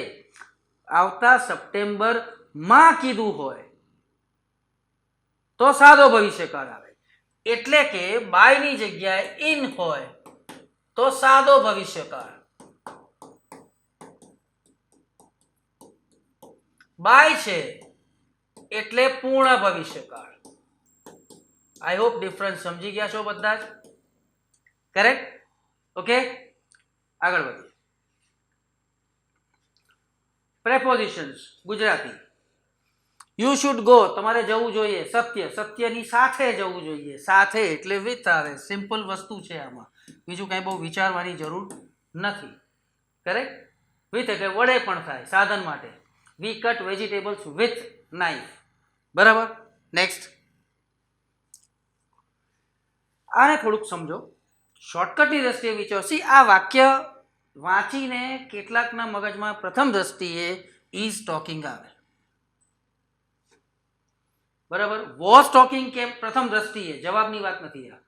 બરાબર. વોઝ ટોકિંગ કેમ ન આપણે વિચારી શકીએ? કારણ કે અહીંયા વર્તમાન કાળ છે, તો અહીંયા વર્તમાન કાળ હોય. વાક્ય રચના એ રીતની છે. રાઈટ? કરેક્ટ? એટલે આ નહીં આવે. આ તો ખબર પડે જ છે. હવે સવાલ આવે છે કે આમાંનું શું આવે. તો જો જે લોકોના મગજમાં આ આવતું હોય, જ્યારે પણ કોકના મગજમાં અત્યારે ન હોય પછી ક્યારેક આવી જાય, ત્યારે શું સમજવાનું કે માની લો કે આપણા મગજમાં ઈ સ્ટોકિંગ આવ્યું, માની લો. બરાબર. થોડી વાર માટે જો ઈ સ્ટોકિંગ આવ્યું એવું લાગતું હોય તો આ ભાગ ક્યાં પતે છે? અહીંયા પતે છે. બરાબર. અહીંયા પતે છે. The lady dash with my father now. તો ધ લેડી ઇઝ ટોકિંગ મગજમાં આવ્યું, માની લો, તો આપણે ઇઝ ટોકિંગ મૂકીએ.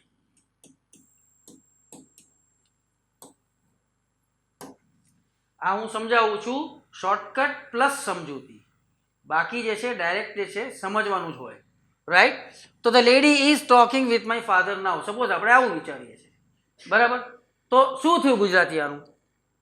કે સ્ત્રી મારા પિતા સાથે અત્યારે વાત કરી રહી છે. પછી કન્ટિન્યુ છે કે નહીં?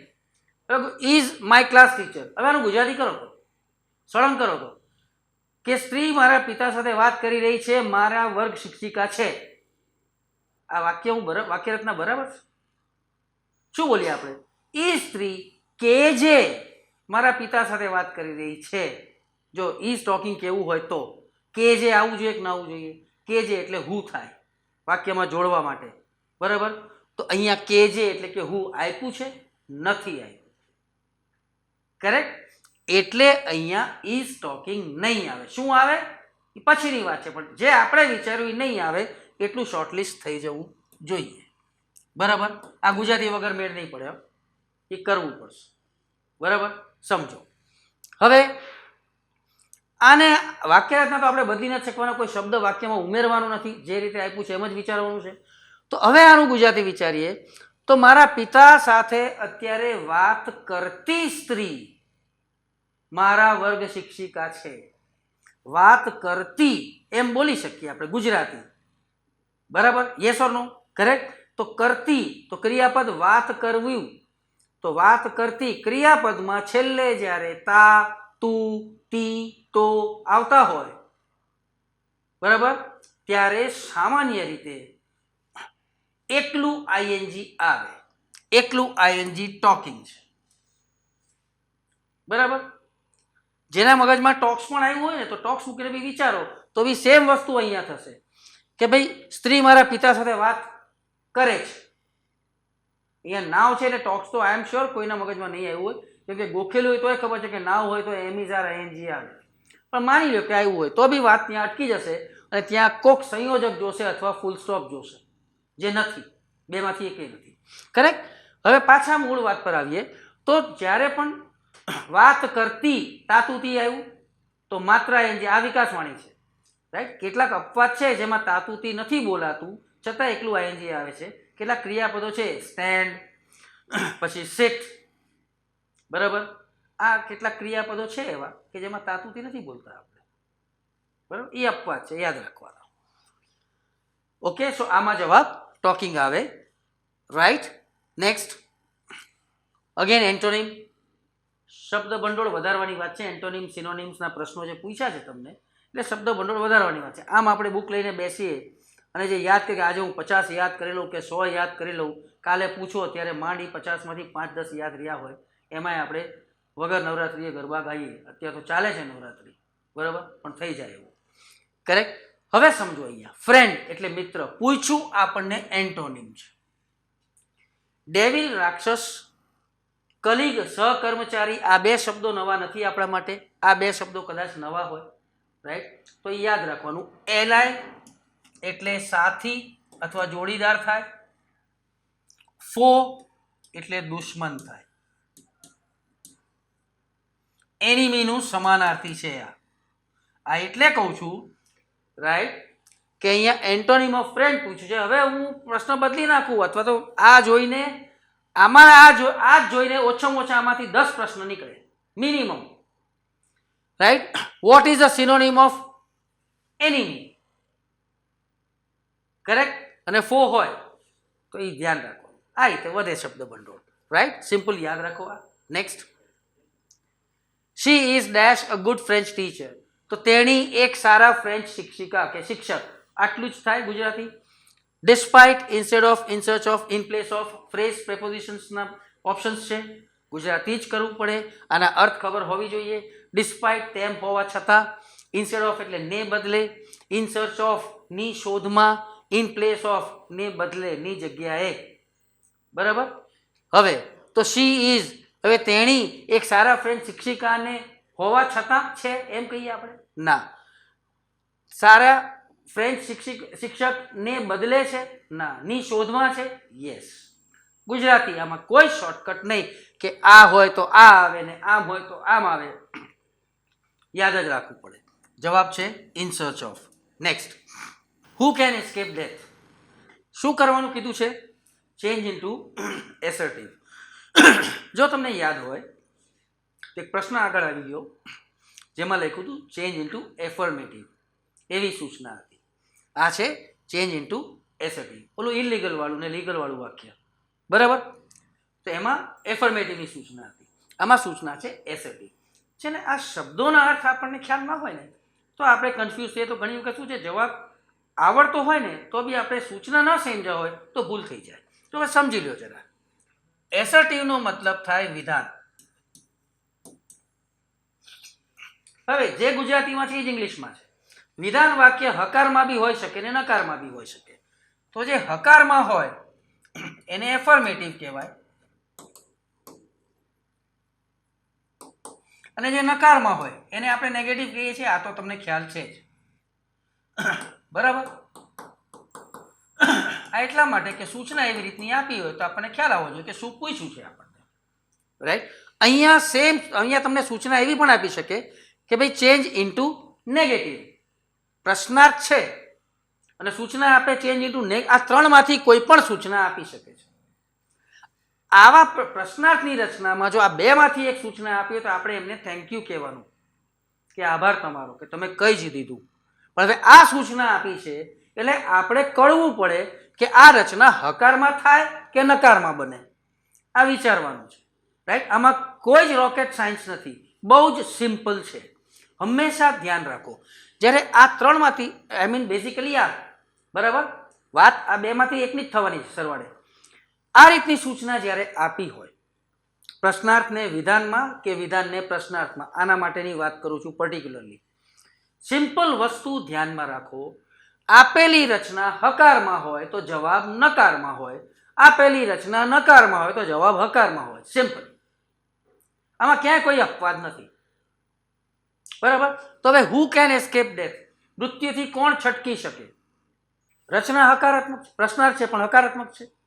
અને આ મેં જે કીધું કે હકાર હોય તો નકાર ને નકાર હોય તો હકાર, આ સેમ રિવર્સ કરો.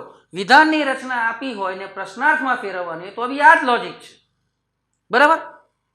તો પ્રશ્નાર્થની રચના હકારમાં છે, એનો મતલબ જવાબ નકારમાં જ હોય, બરાબર.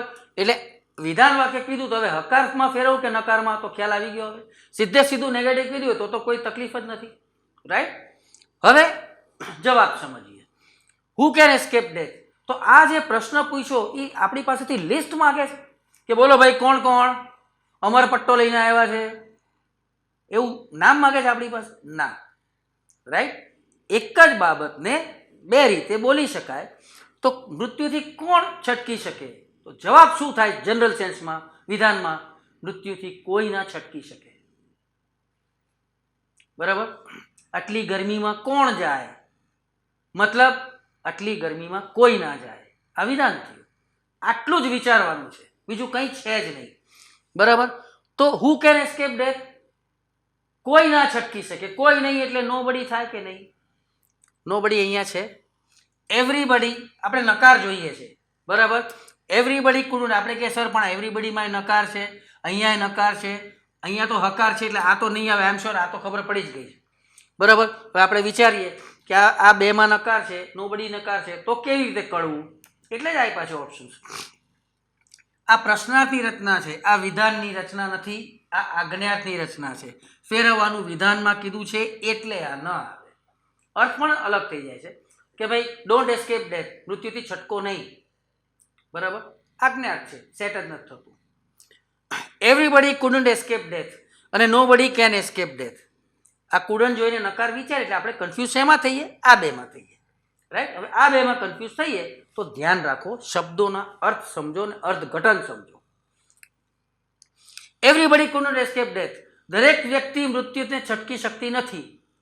આવું જ્યારે કહીએ આપણે કે દરેક વ્યક્તિ મૃત્યુથી છટકી શકતી નથી, એનો મતલબ કેટલીક તો છે જે છટકી શકે છે. સીધો મતલબ એવો થાય કે નહીં? હું એમ કહું ભાઈ દરેકને મેથ્સ ભણાવતા ના આવડે, એનો મતલબ કોઈને ના આવડે એવું છે? એનો મતલબ એમ થયો કે અમુકને જ આવડે, પણ અમુકને આવડે તો ખરું જ ને.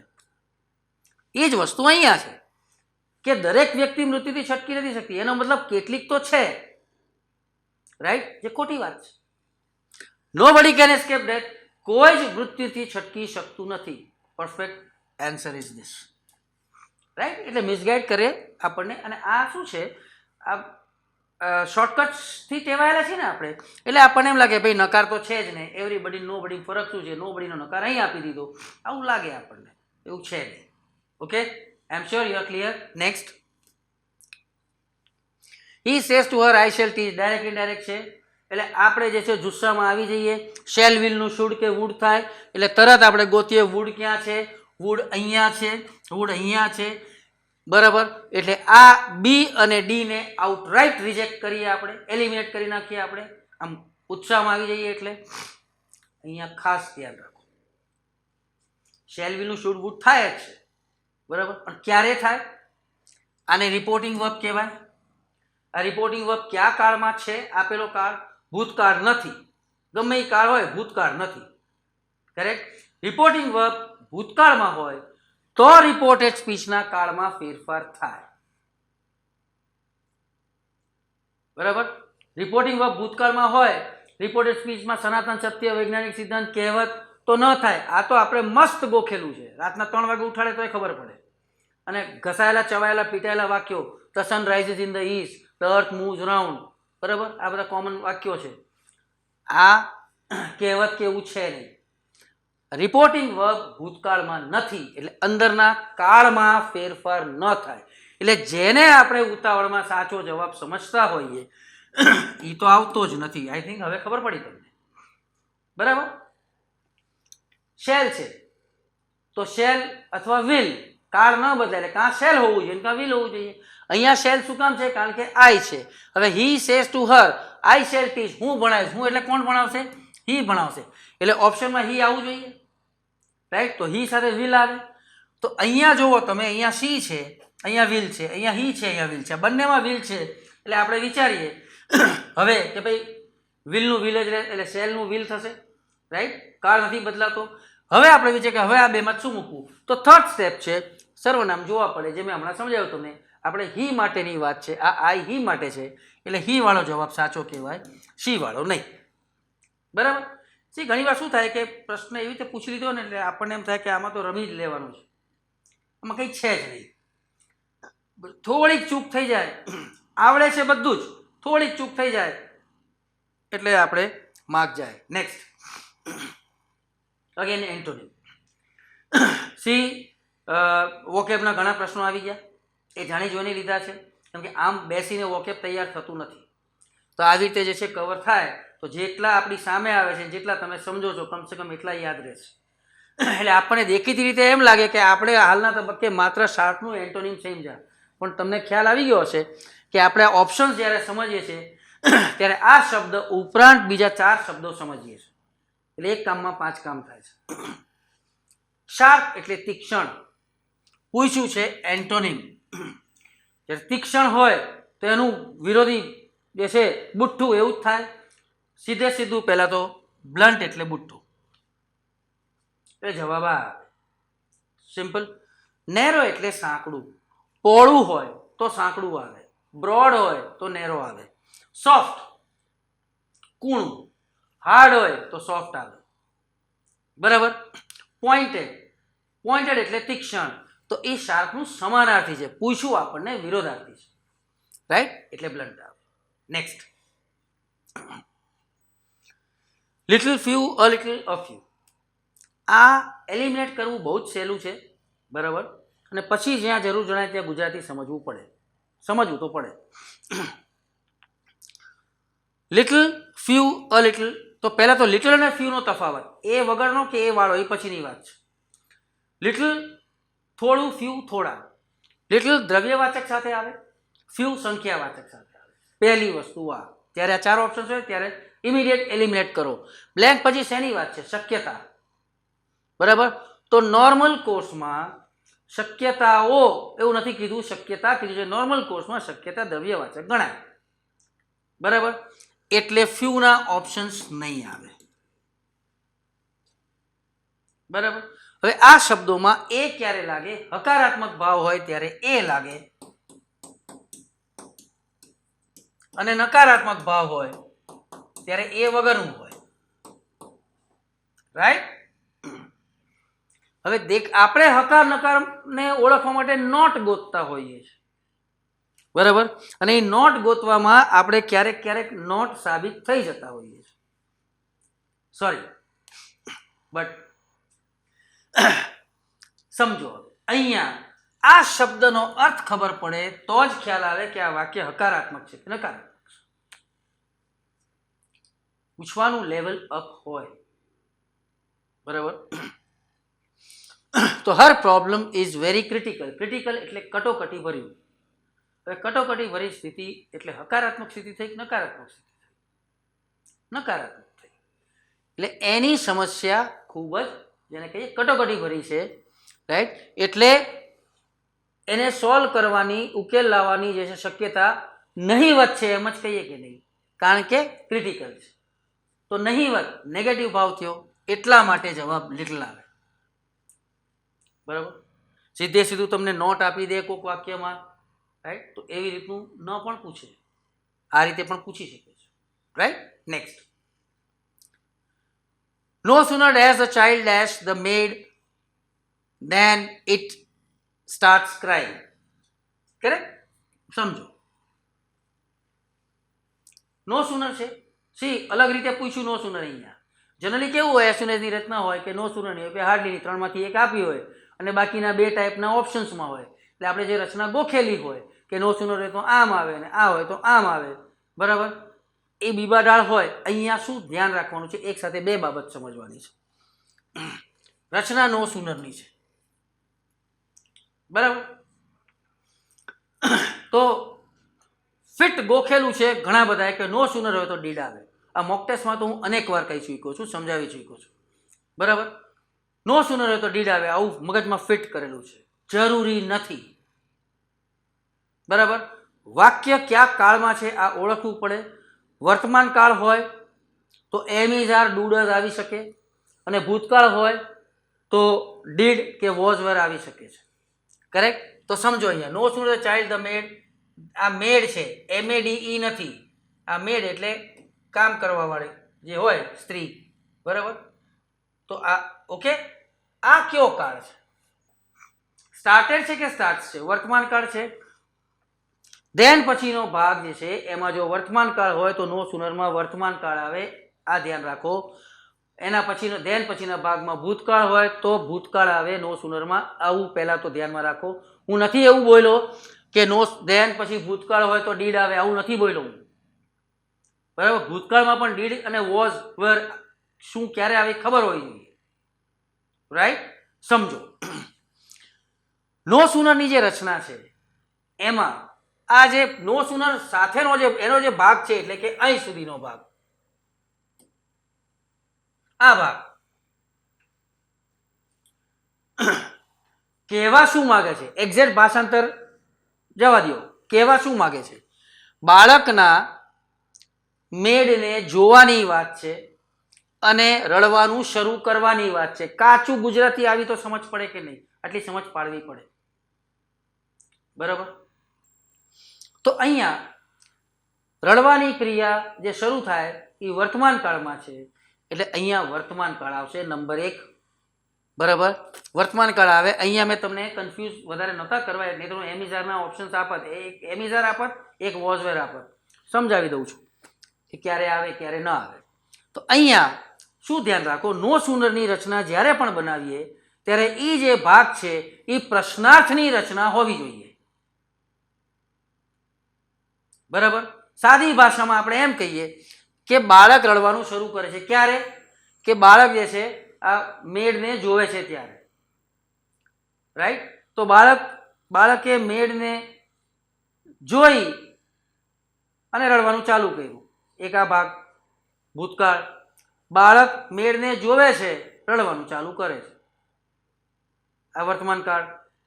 તો બાળક મેડને, આ વર્તમાન કાળ છે, બાળક મેડને જોવે છે, રાઈટ? તો પેલા સાદું વાક્ય વિચારો. ધ ચાઇલ્ડ, જોવું એટલે સી, વર્તમાન કાળ એટલે સીઝ ધ મેડ, આ ભાગ થયો કે ના થયો? નો સુનર વગરનો. બીજી રીતે વિચારો, એસ સુન એસ થી બને તો આ રીતે જ બને કે ન બને? હું ટાઈમ લઉં છું જાણી જોઈને, જેથી કરીને આ પ્રશ્ન અલગ અલગ રીતે ફેરવીને ગમે તે રીતે પૂછે અત્યારે તમને આવડી જ જાય, ફિટ થઈ જાય મગજમાં, રાઈટ? તો હવે ધ ચાઇલ્ડ સીઝ ધ મેડ, આ વાક્ય થયું. હવે મેં શું કીધું? નો સુનરની રચનામાં પ્રશ્નાર્થ આવે. તો કાળ કયો આવે? જે કાળમાં વાક્ય છે પહેલી ક્રિયા એ જ રૂપ આવે, એનું જ પ્રશ્નાર્થનું રૂપ આવે. સાદો વર્તમાન કાળ છે એટલે સાદા વર્તમાન કાળની પ્રશ્નાર્થની રચના આવે. સાદા વર્તમાન કાળની પ્રશ્નાર્થની રચનામાં શું હોય? આ જે સીઝ છે સાદો વર્તમાન કાળ, આમાં આ વર્તમાન કાળમાં ક્યાંય એમિઝાર છે એક્ટિવની રચનાની વાત છે, એમિઝાર છે નથી. જ્યારે એમિઝાર ન હોય વિધાન વાક્યમાં સાદા વર્તમાન કાળમાં ત્યારે પ્રશ્નાર્થમાં ડુ ડઝ આવે, અને એમિઝાર હોય તો ડુ ડઝ ન આવે, બરાબર? આપણે આખો ટોપિક નથી શીખવા બેઠા, પણ આમાં જ તમને સમજાય જ જશે, બરાબર? તો અહીંયા ધ ચાઇલ્ડ સીઝ ધ મેડ, તો સીઝ સાદો વર્તમાન કાળ, બરાબર? એટલે ડુ ડઝ આવે. ચાઇલ્ડ છે એટલે ડઝ આવે, એટલે ડઝ ધ ચાઇલ્ડ, પછી ડુ ડઝ સાથે મૂળરૂપ આવે એટલે સી આવે કે ના આવે? એટલે આપણો જવાબ શું થઈ જવો જોઈએ? ડઝ અને સી આવવું જોઈએ કે ના આવવું જોઈએ? કરેક્ટ? ક્યાં છે? ભૂતકાળ હોત, જો સ્ટાર્ટેડ હોત તો ડીડ અને સી આવત, સો ના આવત. ડુ ડઝ ડીડ સહાયકારક છે, એની સાથે મૂળરૂપ જ આવે. સો અન્ડરસ્ટેન્ડ ધીસ, કરેક્ટ? જવાબ થઈ ગયો does she. Next, my brother gave tip to the waiter dash he wasn't satisfied with the service. શેના ઓપ્શન્સ છે? ધ્યાનથી જોજો, કોઈ એક પ્રકારના ઓપ્શન્સ નથી. બટ અહીંયા બી કંઈક શીખશો, તમે જાણશો. બટ અને ધો આ સંયોજકો છે, અને ડિસ્પાઇટ અને ઇન્સ્પાઇટ ઓફ આ ફ્રેઝ પ્રેપોઝિશન્સ, રાઈટ? તો બટ, ડિસ્પાઇટ, ધો અને ઇન્સ્પાઇટ ઓફ આ ચારેયનો ઉપયોગ થાય વિરોધાભાસ માટે જ.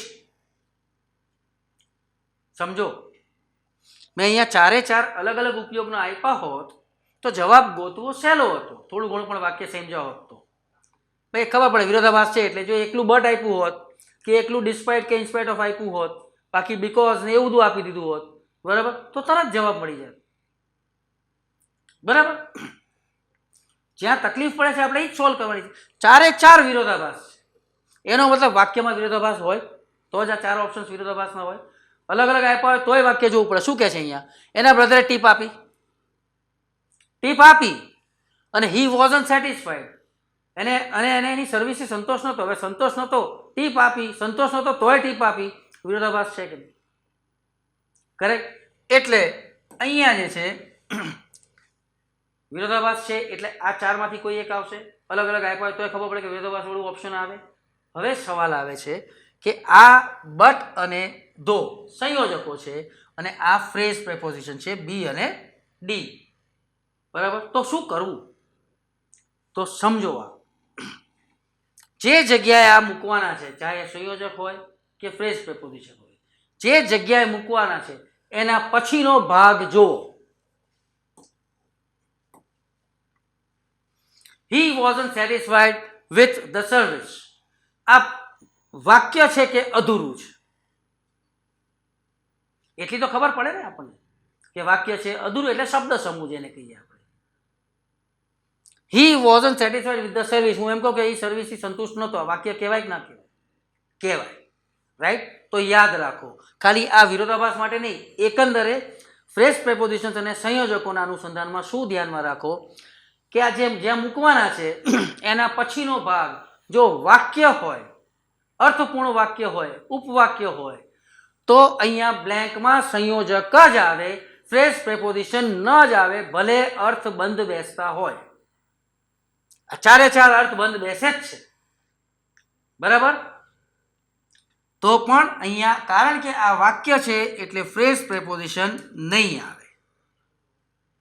આ રીતે એલિમિનેટ કરવાનું, બરાબર. આ ધ્યાન રાખો. એટલે કેટલાકને શું હોય, શોર્ટકટમાં બુદ્ધિ દોડાવવાની જ નથી, એવું નથી. શોર્ટકટ માટે પણ બુદ્ધિ તો દોડાવવી જ પડશે, બરાબર.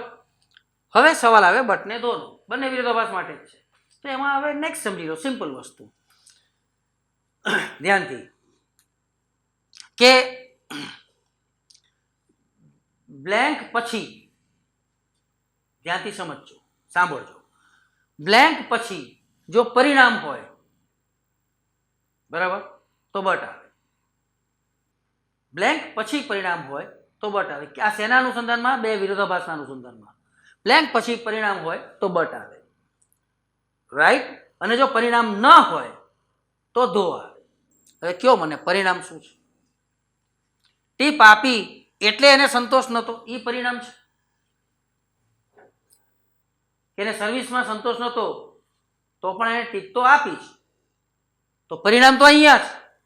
તો બ્લેન્ક પછી પરિણામ છે કે નથી? નથી. બ્લેન્ક પછી પરિણામ અહીંયા હોય તો બટ આવે, અહીંયા બ્લેન્ક પછી પરિણામ નથી એટલે ધો આવે. જવાબ આપણો આવે ધો. કરેક્ટ. આ રચના આ રીતે યાદ રાખવાની. અને બટને ધોને સમજવા હોય, બરાબર, તો સિમ્પલ વસ્તુ, ગુજરાતીમાં જે ધોનું ગુજરાતી શું થાય? તેમ છતાં કે છતાં પણ. ગુજરાતીમાં જે વાક્ય પછી તેમ છતાં બોલતા હોઈએ, ઇંગ્લિશમાં એ જ વાક્યની પહેલા ધો આવે, બરાબર. સમજો. તો આનું ગુજરાતી શું કરીએ આપણે? કે એણે વેટરને ટીપ આપી, એને સર્વિસમાં સંતોષ નહોતો તેમ છતાં. એને વેટરને ટીપ આપી તેમ છતાં સર્વિસમાં સંતોષ નહોતો એવું ન બોલીએ, બરાબર.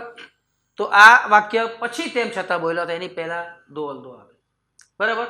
એટલે આ ગુજરાતી કરવું પડે, એમાં ન અટવાવ. તો સિમ્પલ વસ્તુ, બ્લેન્ક પછી પરિણામ હોય તો બટ આવે, બ્લેન્ક પછી પરિણામ ન હોય તો ધો આવે. Next, one word substitution. A person appointed by two parties to solve a dispute. કોઈ પણ જે મતભેદ પડી ગયો હોય, બરાબર, અને એમાં કોઈ મધ્યસ્થીને છે તે રોકવામાં આવતો હોય, તે મધ્યસ્થીને શું કહેવાય? રાઈટ. ટેકનિકલી આર્બિટ્રેટર કહેવાય. મિડલમેન અને એજન્ટ, બેઝિકલી આવી વચોટિયા જ છે, બરાબર.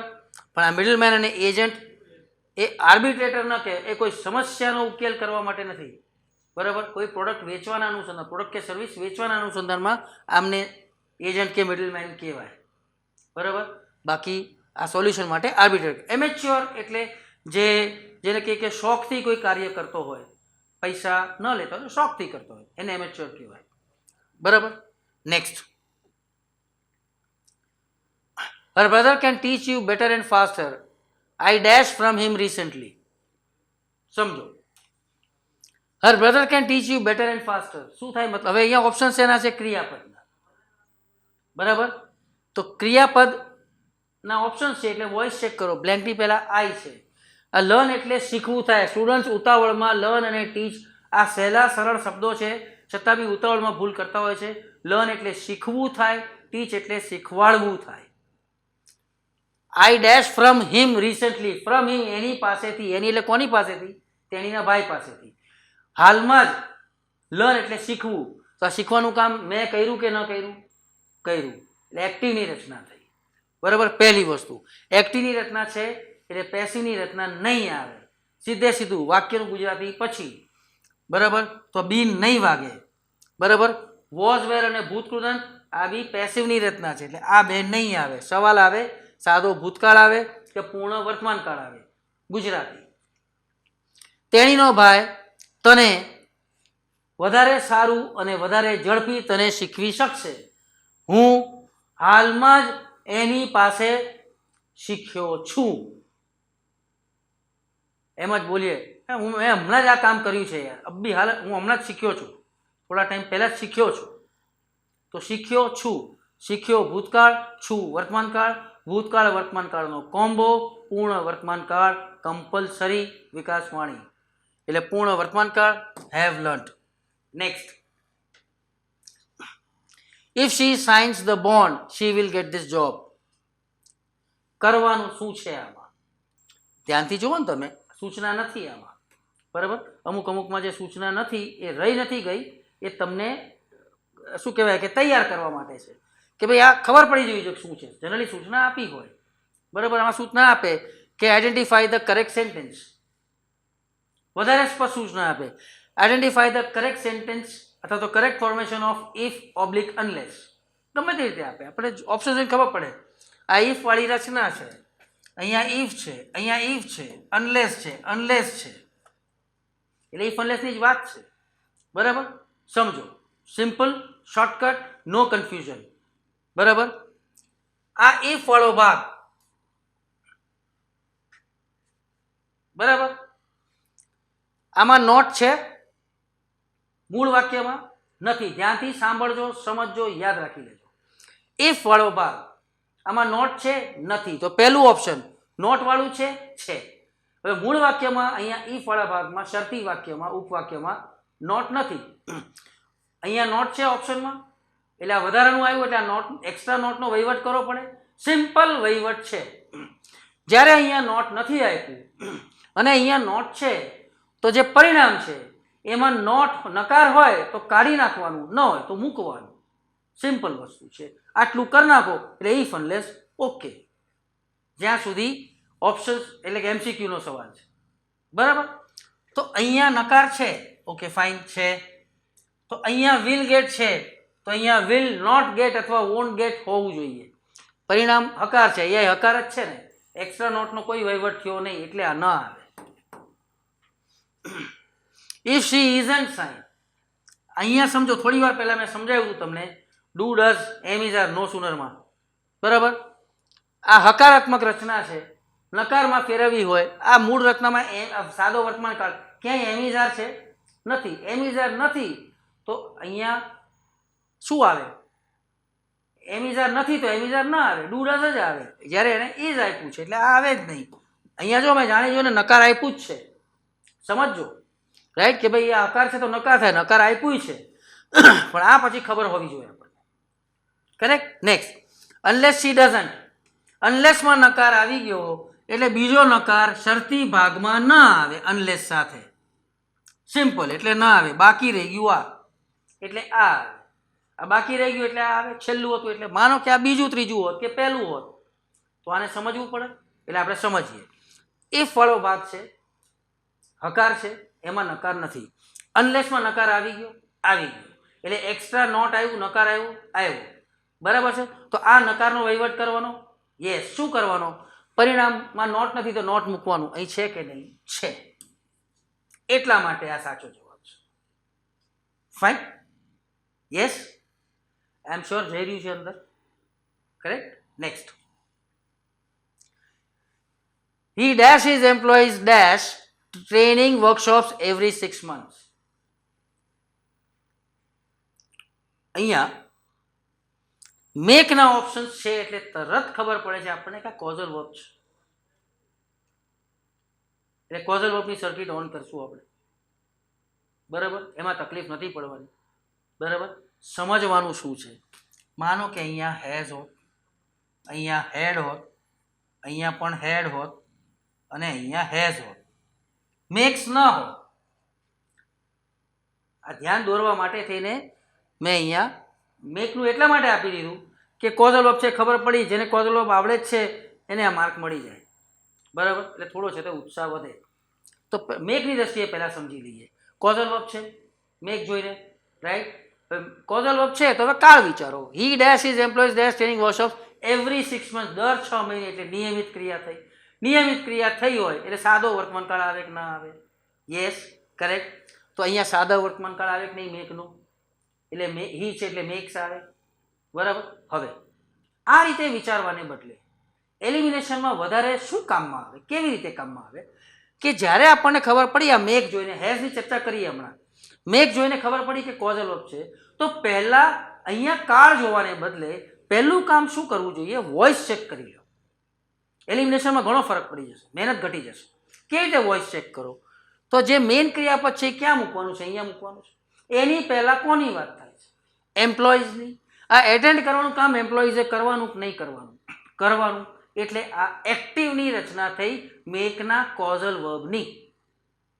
તો મેકનું causal verb, make causal verb તરીકે જ્યારે હોય ત્યારે એની એક્ટિવની રચનામાં ટુ વગરનું મૂળ રૂપ આવે. આ ટુ વાળું રૂપ છે કે નહીં? એક્ટિવની રચના મેકની ટુ વાળું રૂપ છે એટલે નહીં. જો આ રીતે કરો એટલે અહીંયા વર્તમાનકાળ છે ને ભૂતકાળ છે ને મેક્સ આવે ને મેડ આવે ને કન્ફ્યુઝન. હવે અહીંયા બે મેક્સ છે તો શું કરવું? એટલે એટલી સેકન્ડો બચે. 8-10 સેકન્ડ બચતી જાય તો છે તે 5-7 પ્રશ્નો જે રહી જતા હોય એ આપણે એટેમ્પ્ટ કરી શકીએ. તો ટુ વગરનું મૂળ રૂપ આવે. આ તો ટુ વાળું રૂપ છે એટલે અહીંયા જે આવતું હોય આ તો નહીં જ આવે. રાઈટ. આ એટેન્ડેડ છે, ટુ વગરનું મૂળ રૂપ. આ મૂળ રૂપ નથી, આ મૂળ રૂપ નથી, આ મૂળ રૂપ છે, સોરી, પણ ટુ વાળું છે એટલે આ નહીં આવે, આ નહીં આવે. શું બાકી રહી ગયું? જલ્દી પતે કામ. આ રીતે વિચારે. બરાબર. Okay, right. એટલે આઈ એમ શ્યોર કે ખ્યાલ આવ્યો કે આ મેક હોય આપેલું તો સરળતાથી આપણે સમજી શકીએ કે શું આવે. હવે હેવ કે હેઝના રૂપો આપેલા હોય ત્યારે જનરલી તરત જ ખ્યાલ નથી આવતો આપણને કે આ કોઝલ વર્બની રચના છે. પૂર્ણ વર્તમાનકાળ, પૂર્ણ ભૂતકાળ, ચાલુ પૂર્ણ વર્તમાનકાળ, ચાલુ પૂર્ણ ભૂતકાળ, એમાં આપણે રમવા લાગીએ છીએ.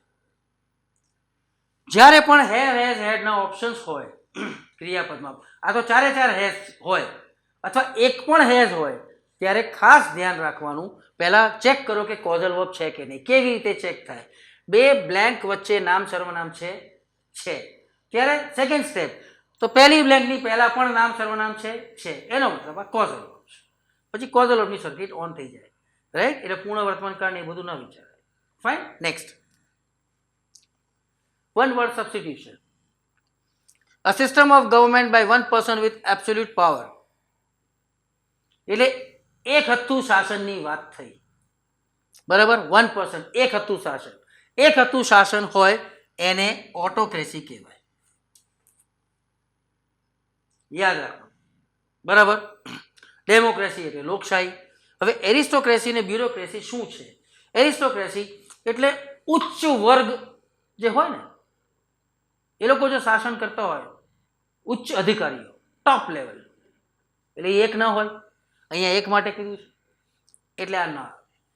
બ્યુરોક્રેસી એટલે જેને કહીએ આપણે અમલદારશાહી, નોકરશાહી, એનું ગુજરાતી આનું બ્યુરોક્રેસીનું આ થાય. તો અહીંયા એની કોઈ વાત નથી એટલે ના આવે. એટલે ઓપ્શન સાચું આપણું ઓટોક્રેસી છે. Next. At present we need dash volunteers dash can help the government. શેના ઓપ્શન્સ છે? Such as, such that, same as, ટૂંકમાં such as, same as, so ધેટના ઓપ્શન્સ છે, સચ ધેટના. બરાબર. સૌથી પહેલાં આ રીતની જે વાક્યરચના આપી હોય, પરીક્ષાલક્ષી વાત કરીએ આપણે, તો સમય બચાવવા માટે એલિમિનેશન કેવી રીતે કરવું, ધ્યાનથી સમજો.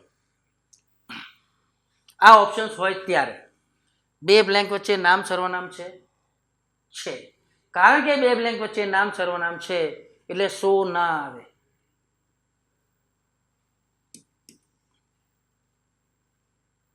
યાદ રાખવાનું, શોર્ટકટ જોઈએ છે, આ શોર્ટકટ. બરાબર.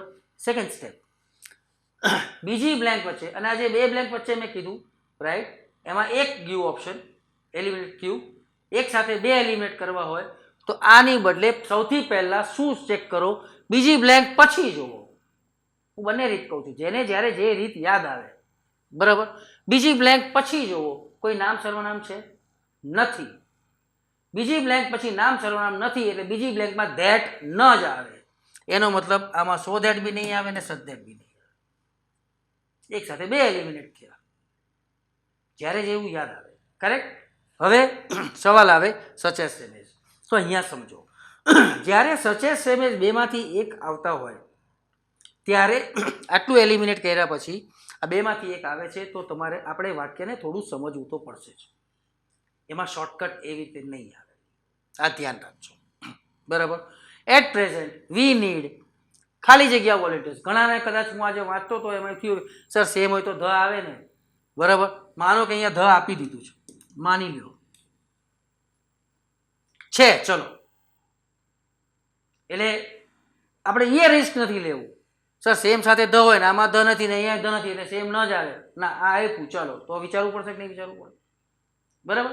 સમજો, ગુજરાતી કરવું પડે કે એટ પ્રેઝન્ટ હાલના તબક્કે વી નીડ ખાલી જગ્યા વોલેન્ટિયર્સ, એવા સ્વયંસેવકોની જરૂર છે કે જે બરાબર વર્તમાન સ્થિતિને હેન્ડલ કરવામાં સરકારને મદદરૂપ થઈ શકે. રાઈટ. તો એવું બોલીએ કે એ જ બોલીએ આપણે, એ જ સ્વયંસેવકોની જરૂર છે કે એવા જ સ્વયંસેવકોની જરૂર છે? એવા જ સ્વયંસેવકોની. તો એવું એટલે સચ થાય. આ ગુજરાતી યાદ રાખવાનું. અને સેમ એટલે એ જ થાય. તો એવું બોલીએ કે એ જ બોલીએ, અહીં સુધી જ કરો ને ગુજરાતી, બીજું કરવાની જરૂર જ નથી. એવા સ્વયંસેવકો જોઈએ છે તો એવા એટલે સચ એટલે જવાબ આવે સચ S. Okay. Next, it click timely. આને સમજો, યાદ રાખો, વોઇસ છે, કર્તા ને કર્મ ને પહેલા ને પછી ને. ઇટ ક્લિક ટાઈમલી, સમયસર ક્લિક થયું. બરાબર. તો હવે આમાં આપણે વિચારીએ કે ટાઈમલી એટલે સમયસર, આ તો સમય સૂચક છે એટલે આપણે વિચારીએ આમાં કર્મ છે જ નહીં. કર્મ ન હોય તો એનો વોઇસ ચેન્જ થાય જ નહીં. બરાબર. કર્મ ન હોય ઇટ મીન્સ કે એક્ટિવની રચના છે એનો વોઇસ ચેન્જ થાય જ નહીં. રાઈટ. અને આમાં ક્યાંય નન ઓફ ધીસ છે જ નહીં. આ યાદ રાખો. આ એક રચના તમે આઈ થિંક પહેલી વાર સમજી રહ્યા છો, એટલે મોક ટેસ્ટ જોતા હો તો બી. ઇટ ક્લિક ટાઈમલી, આ રીતે જ્યારે રચના હોય જેમાં ક્યાંય કર્મ ના દેખાતું હોય અને આ રીતે ઇટ આપેલું હોય, બરાબર, ત્યારે શું ધ્યાન રાખો? અચ્છા, આ ક્લિક એકલું જ છે. બરાબર. પેસિવની રચના હોય તો એકલું ભૂતકૃદંત ક્યારેય ના હોય. Am, is, are, was, were, shall be, will be, can be, have, has, had, been, કંઈકનું કંઈક હોય જ. આ એકલું જ છે, બીજું રૂપ છે. આ એટલે ભૂતકાળની રચના છે. આ રીતની રચના આપી હોય ત્યારે કેવી રીતે રચના ફેરવાય? બહુ જ સહેલું છે. ઇટ હોય ત્યારે આ ભૂતકાળ છે, ઇટ એટલે ત્રીજો પુરુષ એકવચન થઈ ગયું. બરાબર. ભૂતકાળ છે તો સાદા ભૂતકાળની પેસિવની રચનામાં શું આવે? વોઝ, વેર, ભૂતકૃદંત આવે કે નહીં? તો ઇટ વોઝ ક્લિક્ડ, આ જવાબ થઈ ગયો. જ્યારે આ રીતે આપેલું હોય ઇટ સાથે, ઇટ વાળી રચના આપી હોય, વોઇસ ચેન્જ કરવો હોય ત્યારે આ રીતે વોઇસ ચેન્જ થાય. હવે સમજો કે અહીંયા મેં ક્લિક્સ હોત,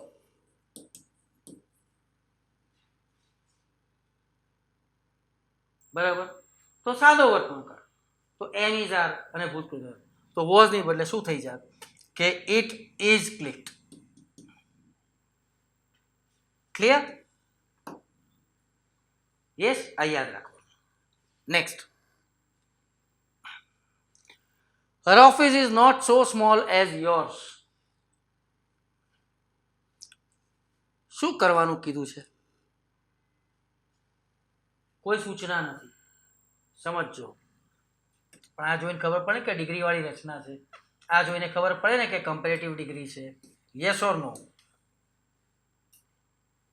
કરેક્ટ. અહીંયા એક સાથે બે બાબત પૂછી છે આપણને. સમજો, ધ્યાનથી જુઓ ઓપ્શન્સ, ધ્યાનથી જુઓ.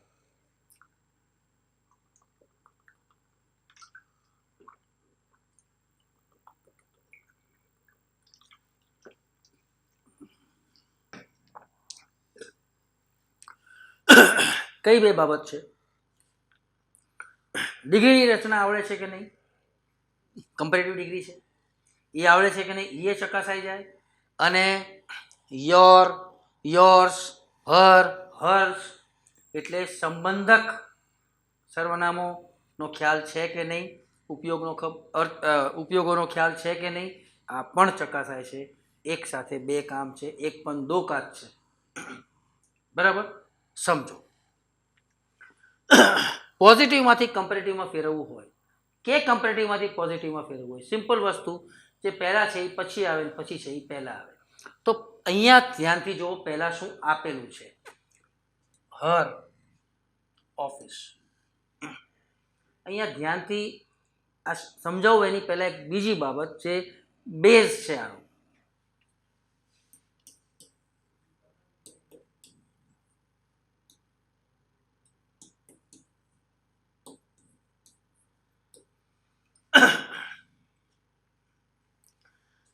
આ રીતે પણ ક્યારેક ઉપયોગ જોઈએ છે, ક્યારેક આવો ઉપયોગ પણ જોઈએ છે. પાછળ એસ અથવા આઈ માય હોય તો માય. તો એસ વગરનું છે આપણે સમજવા માટે, આ મારી ટર્મિનોલોજી છે. એસ વગરનું છે એને આપણે રેગ્યુલર સંબંધક કહીએ, એસ વાળું છે એને ઇરેગ્યુલર સંબંધક કહીએ. કેમ કે આનો ઉપયોગ નિયમિતપણે નથી જોતા આપણે, જનરલ કેસમાં, જનરલ સેન્સમાં આપણે આનો ઉપયોગ જોતા હોય છે. ધ્યાનથી સમજો. અહીંયા હર ઓફિસ છે તો સંબંધકમાં રેગ્યુલર ક્યારે આવે, ઇરેગ્યુલર ક્યારે આવે, આ સમજી લેશો. એ પણ અહીંયા પૂછી જ લીધું છે. અહીંયા હર છે, હર્ષ કેમ નથી? તેણીનું શું? ઓફિસ. આ જે સંબંધક છે, જે બાબતની માલિકીની વાત કરે છે, આના પછી તરત જ છે કે નહીં? તરત જ હોય તો રેગ્યુલર આવે. વાક્યનું ગુજરાતી શું થાય? કે તેણીની ઓફિસ મારા જેટલી મોટી નથી, નાની નથી, સોરી, બરાબર? મારા જેટલી એટલે કે મારી ઓફિસ જેટલી, કે તારી ઓફિસ જેટલી, યોર્સ છે એટલે તારી, રાઈટ? તો તારી ઓફિસ જેટલી. તારું શું? વાત ઓફિસની જ છે એટલો ખ્યાલ આવે જ છે આપણને. અહીંયા તરત જ છે, અહીંયા તો છે જ નહીં, પણ તરત જ તો નથી જ. અહીંયા તારી ઓફિસ, તો ઓફિસ શબ્દ યુ માટે વપરાય છે, એ તરત જ નથી ઓફિસ શબ્દ, એટલે અહીંયા ઇરેગ્યુલર છે. આ બાબત ધ્યાનમાં આવી જાય એટલે જવાબ તરત સમજ પડી જાય. બરાબર? સમજો. હવે જે શરૂઆતમાં આપેલું છે એમાં રેગ્યુલર આપ્યું છે કે નહીં, એટલે ફેરબદલ જ્યારે કરીએ, આ યોર્સ જ્યારે આગળ લઈએ ત્યારે રેગ્યુલર સાથે જ આવે. એટલે અહીંયા હર ઓફિસ છે તો અહીંયા શરૂઆતમાં યોર ઓફિસ આવે. આઈ હોપ સમજો છો બધા જ, કન્ફ્યુઝ નથી થતા. બરાબર? અહીંયા સર યોર્સ છે તો અહીંયા કેમ યોર્સ ઓફિસ ના આવે? તો મેં હમણાં જ સમજાવ્યું, જો એસ મૂકો તમે, યોર્સ મૂકો અહીંયા, તો એની બાજુમાં ઓફિસ ન હોવું જોઈએ. પણ જે વાક્ય રચના આપી છે, શરૂઆતમાં ઓફિસનો ઉલ્લેખ થાય તો જ ખબર પડે કે આ યોર્સનું શું. તો જ્યારે યોર આગળ લઈ જઈએ ત્યારે યોરનું શું, ઓફિસ, તો જ ખબર પડે કે હરનું શું. ફેરબદલ કરશું ત્યારે. એટલે આ શરૂઆતમાં આવે તો અહીંયા ઓફિસ શબ્દ રહેવાનો જ છે, એટલે યોર્સ ના આવે, યોર ઓફિસ આવે. એટલે યોર્સ ઓફિસ નહીં આવે, યોર્સ ઓફિસ નહીં આવે. બરાબર? એટલે આ બેમાંથી એક આવશે. યસ, સહેલું છે, અઘરું નથી. હવે લાસ્ટમાં શું છે? અહીંયા ઇરેગ્યુલર છે કે નહીં? તો અહીંયા છેલ્લે ઇરેગ્યુલર જ હોવું જોઈએ. તો આ બે તમે જુઓ, તમે આમાં ઇરેગ્યુલર છે, અહીંયા નથી, એટલે આ પણ નહીં આવે. એટલે જવાબ શું આવે આપણો? ક્યાંય કોઈ ડિગ્રીનો એવો વિશેષ નિયમ નથી લીધો આપણે. હકાર હોય તો નકાર થાય, પહેલા હોય પછી આવે પછી હોય, આમ આ રીતનું આમ કંઈ જોયું નથી આપણે. આટલું જ જોવાનું છે, જવાબ મળી જાય. એટલે રચના એને ડિગ્રી નહીં આપી, પણ આપણી જે સમજની જે ચકાસણી થઈ એ સંબંધકની ચકાસણી થઈ. Right? Correct? Next. An extreme fear of height is known as one word substitution. શબ્દ સમૂહ માટે એક શબ્દ. ઊંચાઈનો જેને ડર લાગે, સી ફોબિયા ઇઝ ડર. ફોબિયાનો અર્થ થાય ડર. તો જવાબ શું આવે? આનો પહેલા તો ડાયરેક્ટ જવાબ કહી દો. આનો જવાબ આવે એક્રોફોબિયા. બરાબર? એરોફોબિયા એટલે શું? આનો અર્થ કહીશ તમને. સી એક્રોફોબિયા એટલે જેને હાઇટનો ડર હોય એને એક્રોફોબિક કહેવાય. એટલે ઊંચાઈના ડરને ભયને એક્રોફોબિયા કહેવાય. એરોફોબિયા કોને કહેવાય? એરોફોબિયા બી ઊંચાઈના અનુસંધાનમાં છે. આનો અર્થ કઈ છે? તમે એ અને ડી બંનેમાં કન્ફ્યુઝ થશો ને એટલા માટે જ આ બે ઓપ્શન્સ આપેલા છે. સહેલું કરવું હોત, આટલું સમજાવવું ન હોત તો બીજું કોઈક એવું આપી દે. સમજો, એરોફોબિયા એટલે જેને હવા સંબંધિત ડર લાગતો હોય, એમાંય ઊંચાઈ તો આવે જ છે. સમજો, પ્લેનમાં મુસાફરી કરવાનો કોઈને ડર લાગતો હોય તો એવી વ્યક્તિને એરોફોબિક કહેવાય, એક્રોફોબિક ના કહેવાય. Try to understand. બરાબર? કેમ કે અઘરું પૂછી લે આપણને તો ખ્યાલ આવે. તો અહીંયા જો એક્રોફોબિક ના આપ્યું હોય, બીજું કંઈક આપી દીધું હોય જે આને લગતું જ નથી, તો એરોફોબિક ઠીક થાય. નન ઓફ ધીઝ ના હોય તો આ સમજી લેજો ધ્યાનથી, કન્ફ્યુઝ થતા નહીં. બરાબર? વોકેબનો પ્રશ્ન છે, આ રીતે સમજાવીશ તો જ સમજ પડશે. બરાબર? હાઇટના અનુસંધાનમાં સ્પેસિફિકલી વાત થતી હોય ત્યારે એક્રોફોબિક આવે. તો એરોફોબિક જેને હવા સંબંધિત, હવાને લગતું, એટલે કે ઊંચાઈ બરાબર પણ હવામાં હોય અને એ રીતની ઊંચાઈનો ડર લગતો હોય ને એરોફોબિક કહેવાય. એલ્ગોફોબિયા અને ઓટોફોબિયા. બરાબર? તો આજે ઓટોફોબિયા કોને કહેવાય? જેને શું કહેવાય કે એકલતાનો ડર લાગતો હોય, એકલતાથી ડરતો હોય ને કોઈ માણસ, એને ઓટોફોબિયા કહેવાય. એલ્ગોફોબિયા કોને કહેવાય? જેને શું છે કે જે પીડા, પેન, દર્દ, પેન કે દર્દનો ડર લાગતો હોય. સારું, મને દુખશે તો, હું આમ કરીશ તો મને આમ થશે તો. આ અતિ હોય ત્યારની જ વાત છે. નોર્મલ કોર્સમાં આપણે કોઈ ફોબિયા નથી કોઈને. બરાબર? હું ખાતરીપૂર્વક તમારા માટે કહી શકું છું. રાઈટ? એટલે આમ દર્દનો જ્યારે છે તે કોઈને ડર લાગતો હોય ને એને, એવા ડરને એલ્ગોફોબિયા કહેવાય. અને એકાંતવાસનો જેને ડર લાગતો હોય, બરાબર, એકલા પડી જવું, એને ઓટોફોબિયા કહેવાય. સો અહીંયા એક્રોફોબિયા. નેક્સ્ટ. શું કરવાનું છે? Identify the part of speech of the underline word in the following sentence. Underline word કયો છે? ફ્લાઇંગ. અનેક વાર પૂછેલું છે મેં મોક ટેસ્ટમાં. આ ફ્લાઇંગ છે, આઈએનજી છે. અચ્છા, કીધું છે શું કે આ નાઉન છે, વર્બ છે, એડવર્બ છે કે એડજેક્ટિવ છે? નાઉન એટલે નામ, વર્બ એટલે ક્રિયાપદ, એડવર્બ એટલે ક્રિયા વિશેષણ, એડજેક્ટિવ એટલે વિશેષણ. બરાબર? એટલે આઈએનજી જોઈને ઘણાના મગજમાં એવું થાય કે આ વર્બ જ આવે, ઘાટું ટીક થઈ જાય. બરાબર? સમજો જરા, આ વર્બ નથી. પ્રશ્ન પૂછો, ફ્લાઇંગ શું? વાક્ય શું છે? He bought a flying toy for his son. એના દીકરા માટે એને ઉડતું રમકડું ખરીદ્યું. તો ફ્લાઇંગ શું? ઉડતું શું? જવાબ શું મળશે? ટોય મળશે કે નહીં મળે? યસ ઓર નો? તો ટોય નામ કહેવાય કે ના કહેવાય? કોઈ પણ શબ્દને પ્રશ્ન પૂછો, જવાબમાં જો નામ, પ્રશ્ન પૂછો શું અથવા કોણ, અને જવાબમાં જો નામ કે સર્વનામ મળે તો એ શબ્દ 100% વિશેષણ જ કહેવાય. આટલું ધ્યાનમાં રાખો એટલે ખબર પડે કે આ વિશેષણ છે, ક્રિયાપદ નથી. Yes? Next. Dogs seldom bite. Seldom એટલે ભાગ્યે જ. બાર્ક એટલે ભસવું. કહેવત છે ને આપણી, ભસતા કૂતરા. બરાબર? ભાગ્યે જ કરડે, એવી વાત છે. કારણ ગુજરાતી શું કરીએ આપણે? ભસતા. થોડી વાર પહેલા સમજાવ્યું તું મેં, ઓલા ક્લાસ ટીચરવાળા વાક્યમાં, right, the lady talking with my father now, તો ટોકિંગ તાતુથી આવ્યું. સેમ વસ્તુ અહીંયા છે. ભસતા કૂતરા ભાગ્યે જ કરડે, તો ભસતા તાતુથી આવ્યું, માત્ર આઈએનજી આવે. યસ ગુજરાત.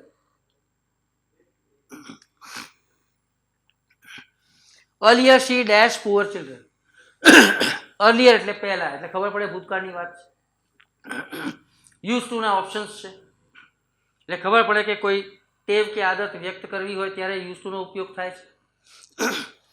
હવે earlier એટલે ભૂતકાળની વાત, એટલે આપણા મગજમાં જનરલી શું છે કે યુઝ ટુ ટીચ આવવું જોઈએ. યસ, યુઝડ, USED, તો યુઝડ ટુ અને ટીચ હોવું જોઈએ. એ હોય તો સાચું કહેવાય છે.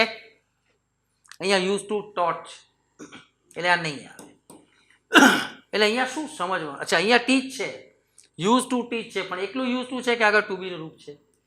જો યુઝ ટુ ટીચ કહેવું હોય તો આગળ બીજું કોઈ ટુ બીનું રૂપ ન હોવું જોઈએ, જે અહીંયા છે, એટલે ન આવે.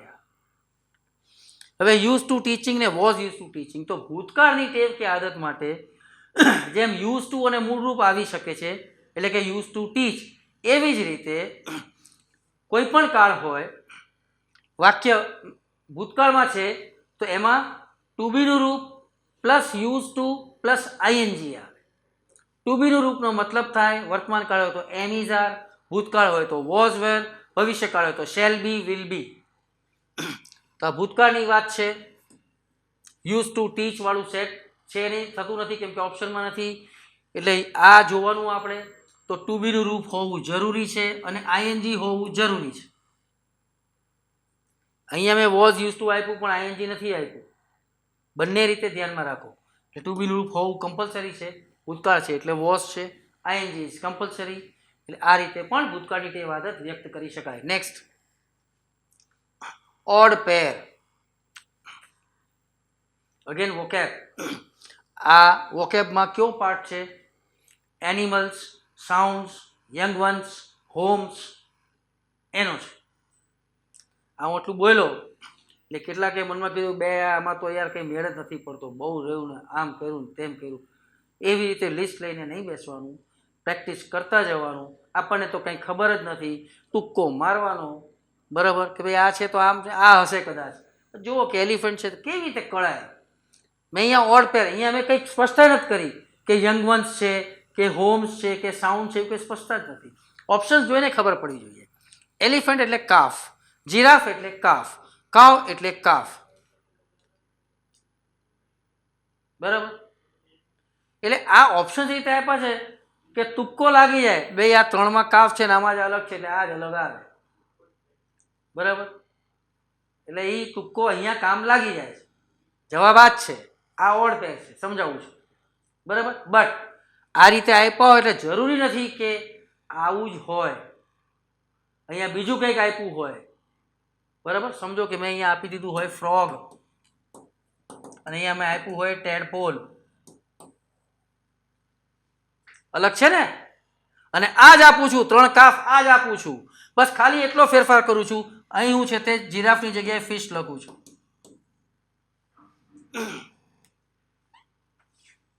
સર સારું છે તમે પેપર સેટ નથી કરવાના. યસ, તો શું થાય સ્થિતિ? આ જે ઓરિજિનલ ક્વેશ્ચન છે એમાં જેનો તુક્કો વાગી ગયો એને ગડબડ થાય કે ન થાય? કરેક્ટ. એટલે ખબર હોવી જોઈએ, આપણને યાદ હોવું જોઈએ, બરાબર. એટલે સમજવાનું શું છે કે આ જે આપેલા છે એ શું આપેલા છે આપણને, understand. Elephant calf, giraffe calf, તો કાવ કાફ, કાવ તો સહેલું છે એટલે આ એના બચ્ચાઓ છે, યંગ વન્સ, બરાબર. ફિશ છે, આ ઝીંગા જે છે એક પ્રકારની માછલી છે, બરાબર. બચ્ચું નથી, આ બધા બચ્ચા છે. એટલે આ ઓડ પેર થઈ, એટલે આપણો જવાબ આ થઈ ગયો. Next, her elder brother dash her math since she was in 8th standard, બરાબર. તો સમજો અહીંયા કે આ જે કીધું છે અહીંયા સિન્સ આપ્યું છે, ઓપ્શન્સ શેના છે? ક્રિયાપદોના છે. કરેક્ટ. હવે ક્રિયાપદોના ઓપ્શન્સ વોઇસ ચેક કરો પહેલા તો, જેમ મેં કીધું તમને. હર એલ્ડર બ્રધર ખાલી જગ્યા હર મેથ્સ, તો તેણીને મેથ્સ ભણાવવાની વાત છે. ટીચ એટલે ભણાવવું, એટલે ભણાવવાનું કામ એના મોટા ભાઈએ કરવાનું કે નહીં કરવાનું, એક્ટિવની રચના થઈ કે નહીં. તો પેસિવના ઓપ્શન્સ હોય તો બાય ડિફોલ્ટ નીકળી જાય કે ન નીકળી જાય? Has been teaching, was teaching, has taught, teaches. ઉતાવળમાં આ બીન જે છે, જેને જેને સંભળાઈ ગઈ હોય એ એમ સમજે કે આ પેસિવની રચના છે એટલે આ નહીં આવે, જ્યારે કે જવાબ આ જ છે. કરેક્ટ. સમજો, બીન પેસિવમાં આવે એનો મતલબ એમ નહીં કે બીન પેસિવમાં જ આવે. સહેલું, આ બીન કોઈ પણ ઓપ્શનમાં પેસિવ વાળું બીન છે કે નહીં આ કળવું હોય તો કેવી રીતે કરાય? જો પેસિવ વાળું બીન હોય તો બીન સાથે કમ્પલસરી ભૂતકૃદંત હોય જ. બીન સાથે ભૂતકૃદંત ન હોય તો એ બીન પેસિવ વાળું બીન ન જ કહેવાય. ભૂતકૃદંત છે ના, એટલે પેસિવ નથી. આ પેસિવનું એકેય ઓપ્શન નથી. એટલે કાળની સમજ હોવી જોઈએ. હર એલ્ડર બ્રધર, તેણીનો મોટો ભાઈ, તેણીને ગણિત, since she was in 8th standard, તેણી 8મા ધોરણમાં હતી ત્યારથી. સિન્સ સાથે એક આ પરોક્ષ રીતે સમય છે.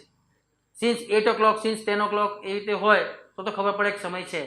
પણ 8મા ધોરણમાં ભણતી ત્યારથી તેણીનો ભાઈ તેણીને ગણિત ભણાવે છે, ભણાવી રહ્યો છે. અત્યારે પણ ક્રિયા ચાલુ છે. બરાબર. તો અહીંયા મેં ચાલુ વર્તમાન કાળ નથી આપ્યો, જાણી જોઈને, વધારે દુઃખી નતા કરવા, પણ માની લ્યો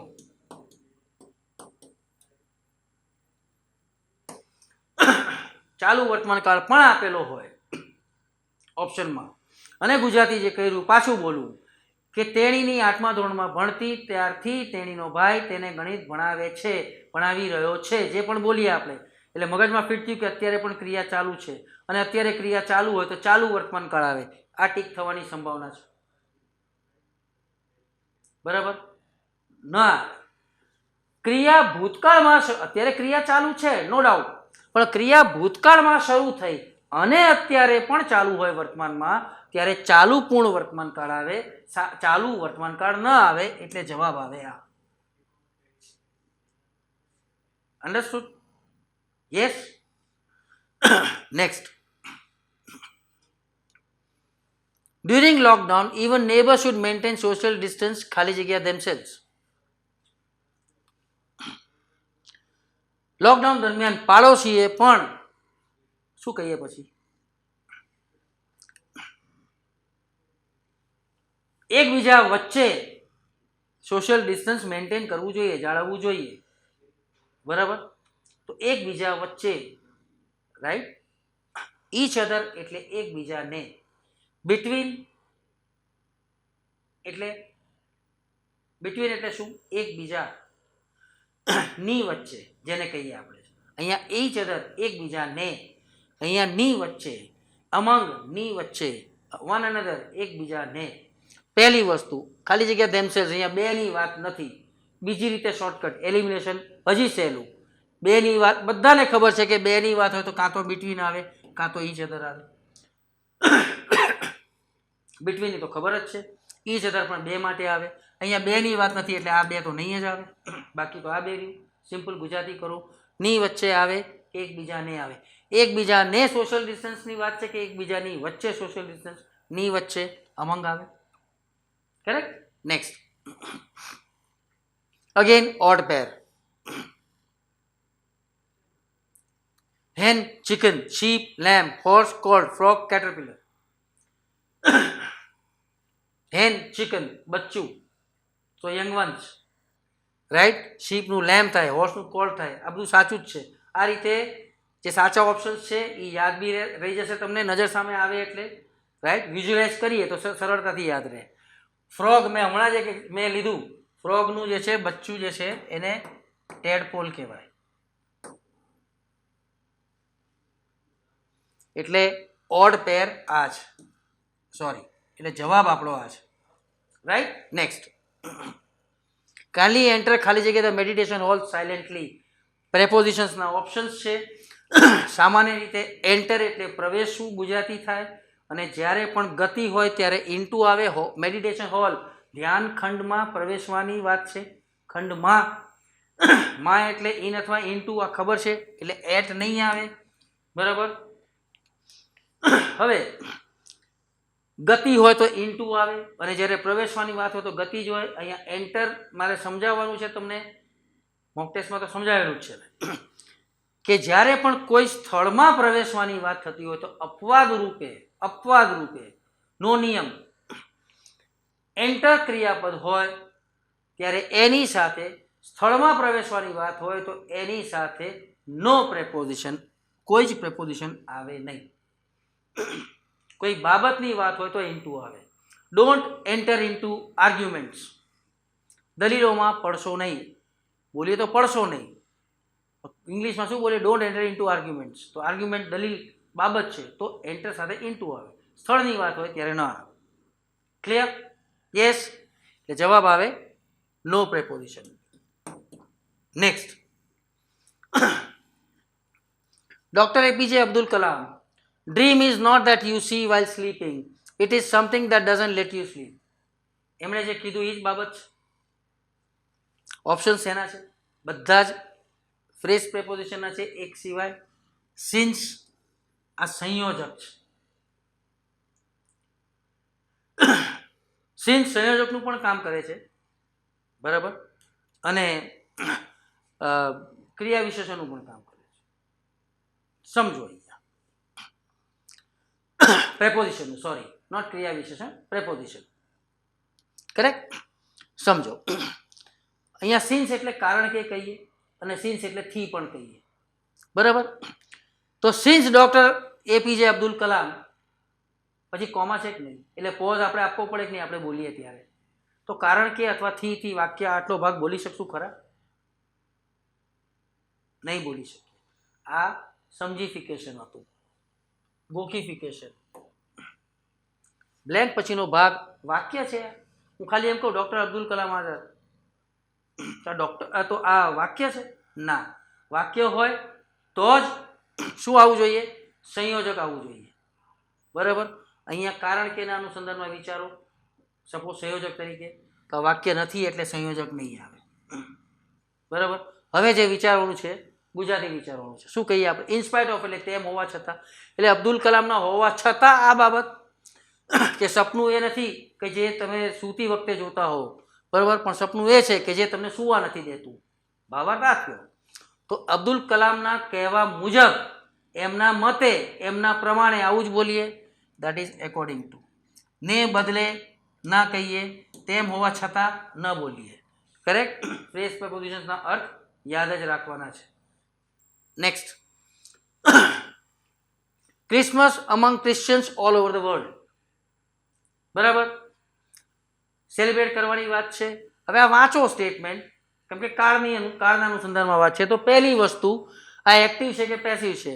સેલિબ્રેટ કરવાનું કામ ક્રિસમસ પોતે કરે? ના. એટલે પેસિવની રચના થઈ. હા. એટલે એક્ટિવની રચના હોય બાય ડિફોલ્ટ નીકળી જાય. હવે ખબર કઈ રીતે પડે કે આમાં એક્ટિવની રચના કઈ ને પેસિવની કઈ? તો પેસિવની રચનામાં કમ્પલસરી ભૂતકૃદંત હોય જ, ગમે એ કાળ આવતો હોય. આ ભૂતકૃદંત નથી એટલે નહીં આવે. આમાં ભૂતકૃદંત છે પણ હેવ હેઝ હોય તો પેસિવમાં બીન વાગવી જોઈએ કે નહીં? આમાં બીન નથી એટલે નહીં આવે. આ પેસિવ છે, આ પેસિવ છે. આ બીઈંગ છે એટલે ચાલુ વર્તમાન કાળનું પેસિવ છે. આ એમ ઇઝ આર ભૂતકૃદંત છે એટલે સાદા વર્તમાન કાળનું પેસિવ છે. આ જનરલ સેન્સમાં વાત થાય છે કે નહીં? રાઈટ. કે દુનિયાભરમાં ક્રિશ્ચિયન્સની વચ્ચે ક્રિસમસ ઉજવવામાં આવે છે. બરાબર. જનરલ સેન્સમાં વાત છે એટલે સાદો વર્તમાન કાળ આવે. સાદા વર્તમાન કાળની પેસિવની રચનામાં ભૂતકૃદંત તો હોય જ, આગળ એમ ઇઝ આર હોય. ક્રિસમસ એક વચન છે એટલે ઇઝ સેલિબ્રેટેડ આવે. આઈ એમ શ્યોર સમજાય છે. નેક્સ્ટ, બધામાં કેરી છે. ફરક શેનો છે? આ મોડેલ ઓક્ઝિલરીઝનું વાક્ય છે. શુડ, કુડ, મસ્ટ ને વુડ.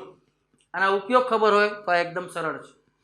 કુડ શક્યતા માટે છે, ક્ષમતા માટે છે, ભૂતકાળની વાત છે. શુડ નૈતિક ફરજ માટે આવે અથવા સલાહ માટે આવે. મસ્ટ ફરજિયાતપણા માટે આવે અથવા ભારપૂર્વકની સલાહ માટે આવે. વુડ ઈચ્છા માટે આવે અથવા વૈકલ્પિક પસંદગી માટે આવે. બરાબર. Every person driving a motor vehicle ચલાવતી દરેક વ્યક્તિ જે છે એણે એનું લાયસન્સ પોતાની પાસે ડ્રાઈવ કરતી વખતે રાખવું જોઈએ. બોલીએ તો આપણે જોઈએ જ છે, અને જોઈએ એટલે આ બેમાંથી એક છે એટલી તો ખબર જ છે આપણને. બરાબર. આ નહીં આવે આ એક ખ્યાલ આવે, આમાં કંઈ ઈચ્છાની વાત નથી આપણી. બરાબર. પાસે લાયસન્સ રાખવું જોઈએ આ સલાહ તો ખરી પણ આ ફરજિયાત નથી. એટલે જ્યારે શુડ ને મસ્ટ બંને આપ્યા હોય ત્યારે ખાસ ધ્યાન રાખવાનું કે ફરજિયાતપણાની વાત થતી હોય તો ભલે શુડ આપેલું હોય, ભલે આપણે જોઈએ બોલતા હોય, પણ આવે મસ્ટ જ. ધ્યાન રાખો. કરેક્ટ. માનો કે મસ્ટનું ઓપ્શન આપ્યું જ નથી, શુડનું ઓપ્શન છે, અને ચોથું ઓપ્શન એવું છે કે જે બીજું કહે છે જે નથી આવતું, તો શુડ ટીક કરી આવવાનું, તો કરવાનું, કેમ કે મસ્ટ નથી આપેલું. બરાબર. આ ધ્યાન રાખજો. અને વાઇસ વર્સા, શુડ આવતું હોય, શુડ નથી આપ્યું, મસ્ટ આપ્યું છે તો મસ્ટ ટીક કરી દેજો. પણ આ બેમાંથી એક જ હોય ત્યારે, બંને આપ્યા હોય ત્યારે વિશેષ ધ્યાન રાખી લેવાનું કે શું આવે. નેક્સ્ટ, ઓડ પેર. ડોંકી કાફ, ડક ડકલિંગ, ડોગ પપ, લાયન કબ. તો જો થોડું ઘણું બી યાદ રાખજો, ડોગ એટલે પપ એટલે પપી. બરાબર. તો ખ્યાલ આવે કે આમ યંગ વંશ વાળું જ છે. એક વસ્તુ કહું કે તમે અહીંયા જોયું હશે કે મેં સિનોનિમ, એન્ટોનિમ અને યંગ વંશ આ બે લીધા. હું વેરાયટી ઘણી બધી લઈ શકતો હતો, બધું અલગ અલગ આપીને, એક આ એક આ એક આ. પણ એક થોડું હેમરિંગ થાય કે કમસે કમ બે બાબત તો થોડી સરખી સમજાય, બે બાબત તો થોડી સરખી તૈયાર કરીએ, થોડું ઘણું એક બે મુદ્દામાં તો એક ધારું તૈયાર કરીએ ફોકસ વેમાં. એટલે મેં આ રિપીટેશન છે, એક સ્પષ્ટતા કરી દઉં. હેતુ આ જ છે મારો. હવે તો યંગ વંશની વાત છે એટલે યાદ જ રાખવું પડે. ડકનું ડકલિંગ શબ્દ પરથી ખબર પડે. લાયન કપ બહુ કોમન છે. ડોગ પપ ખ્યાલ જ છે આપણને. એટલે ડોંકી છે એનું કાં તો કોલ્ટ થાય, કોલ્ટ બોલાય, અથવા તો ફોલ. એટલે આ જવાબ છે આપણો, કારણ કે આ પેર ખોટી છે. બરાબર. ઓકે, યાદ રાખજો. Next, let's appoint him to train our staff. આ ટ્રેન એટલે ગાડી નથી, જો ગાડી હોત તો આગળ ટુ ન હોત. બરાબર. એને આપણો સ્ટાફ ટ્રેન કરવા માટે નિયુક્ત કરીએ. હી કેન ટ્રેન ખાલી જગ્યા well in a short time. હવે ફેરલી, રેરલી, હાર્ડલી, ફેરલી એટલે શું? આજે ડિફરન્સ ઘણાને ખબર નથી હોતો, જેમ કે આ બે વચ્ચેનો તફાવત. બરાબર. એટલે આ ક્વેશ્ચન પૂછ્યો છે એટલે સમજાઈ જાય તમને. રેરલી કે હાર્ડલી બંનેનો મતલબ થાય માંડ.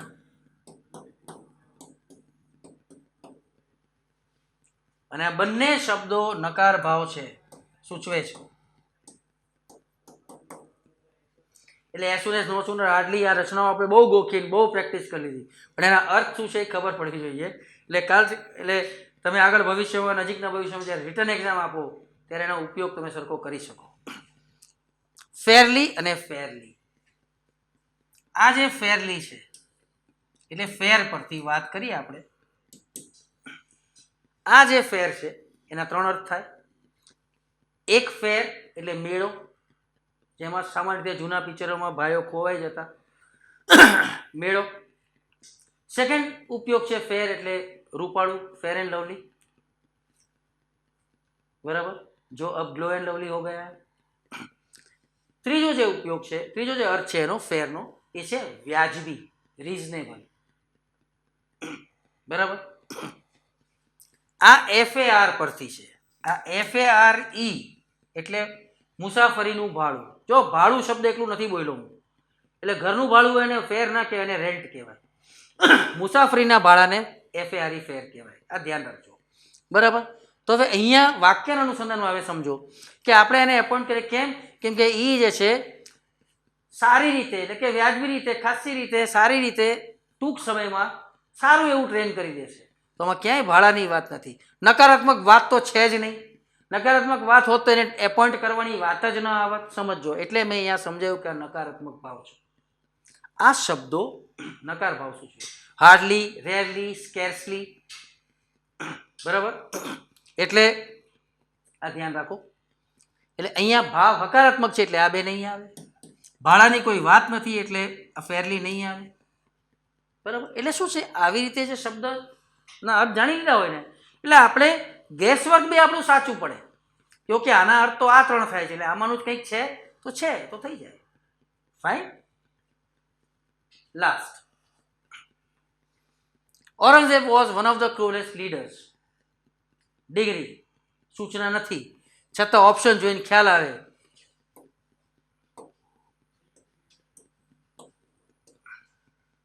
કે ડિગ્રીની વાત છે. ચેન્જ ધ ડિગ્રી છે, સૂચના ભલે ન હોય. કેવી રીતે આમાં સમય બચાવાય? જે બે અમુક વસ્તુ જે આપણે ગોખી હોય, બરાબર, તો બધા જ સ્ટેપ્સ ડિગ્રીના ગોખવાની જરૂર નથી. નહીતર 12 સ્ટેપ્સ 12 વેરાયટી ગોખવી પડે, 12, બરાબર. તો એવું કરવાની જરૂર નથી. જ્યારે એમસીક્યુઝ એટેમ્પ્ટ કરતા હોઈએ ત્યારે સમજો. જે એક મુદ્દો જે ગોખેલો છે કે બે મુદ્દા ગોખેલા છે, રાઈટ, એને ધ્યાનમાં રાખો. અહીંયા ધ ને ઈએસટી છે એટલે ખબર પડે કે સુપરલેટિવ છે. એટલે સુપરલેટિવ હોય અહીંયા. હવે આ કમ્પેરેટિવ છે, આ કમ્પેરેટિવ છે. એટલે સુપરલેટિવ હોય ધ ઈએસટી એટલે એની અંદર આવે. આ ઘણું બધું ઘૂંટાઈ ગયું છે આપણા મગજમાં વ્યવસ્થિત રીતે. તો અહીંયા ધ્યાન રાખો કે ધ ને ઈએસટી છે, બરાબર, પણ વન ઓફ ધ છે કે નહીં, રાઈટ. તો યાદ કેવી રીતે રાખો કે વન ઓફ ધ હોય તો કમ્પેરેટિવમાં એની અધર ન આવે, ન જ આવે, મોસ્ટ અધર આવે અથવા મેની અધર આવે. એક તો આ ધ્યાનમાં રાખો, બરાબર. સેકન્ડ, એટલે આ ખબર પડી એટલે એની અધર નહીં આવે એટલો ખ્યાલ. પહેલા કમ્પેરેટિવ સમજાવું છું, બાકીના બે પછી. એટલે નહીં એટલો ખ્યાલ આવ્યો. સેકન્ડ વસ્તુ આમાં ને આમાં કે મોસ્ટ અધર આવે, વન ઓફ ધ હોય ત્યારે. સેકન્ડ કે વન ઓફ ધ હોય, મોસ્ટ અધર હોય તો એની સાથે બહુવચન જ આવે. કેમ આવે પાછું? મેની એટલે ઘણા, મોસ્ટ એટલે મોટા ભાગના. આ મોસ્ટ સુપરલેટિવ વાળું મોસ્ટ નથી. સુપરલેટિવ વાળું મોસ્ટ હોત તો અહીંયા ધ હોત, બરાબર. મેં મોક ટેસ્ટમાં આ ટાઈપનો એક્ઝામ્પલ મેં લીધેલો છે કે અહીંયા મેં બ્લેન્ક આપી હતી મોસ્ટની પહેલાં અને એ ધ આર્ટિકલને અમે ઓપ્શન્સ આપ્યા હતા ત્યારે બી મેં સમજાવેલું છે આ, બરાબર. એટલે મોટા ભાગના એવો છે. તો મોસ્ટ અધર કહીએ મોટા ભાગના, તો મોટા ભાગના ગમે એટલો એ ભાગ મોટો હોય કે નાનો હોય, એક કરતાં વધારે ખરું કે નહીં. એટલા માટે અહીંયા બહુવચન જ હોય, અહીંયા બહુવચન નથી એટલે આ નહીં આવે. એની અધર તો આવે જ નહીં એટલે આ નહીં આવે. વન ઓફ ધ હોય, વન ઓફ ધ ન હોય તો નો અધર આવે. વન ઓફ ધ હોય તો વેરી ફ્યુ, એટલીસ્ટ સમ, એવી રીતે ઓનલી સમ. એટલે જવાબ આપણો આ થઈ ગયો. વેરી ફ્યુ સાથે પણ બહુ વચન જ હોય, ધ્યાન રાખજો. કેમ? માનો કે આની બદલે આવું ઓપ્શન આપી દીધું હોય,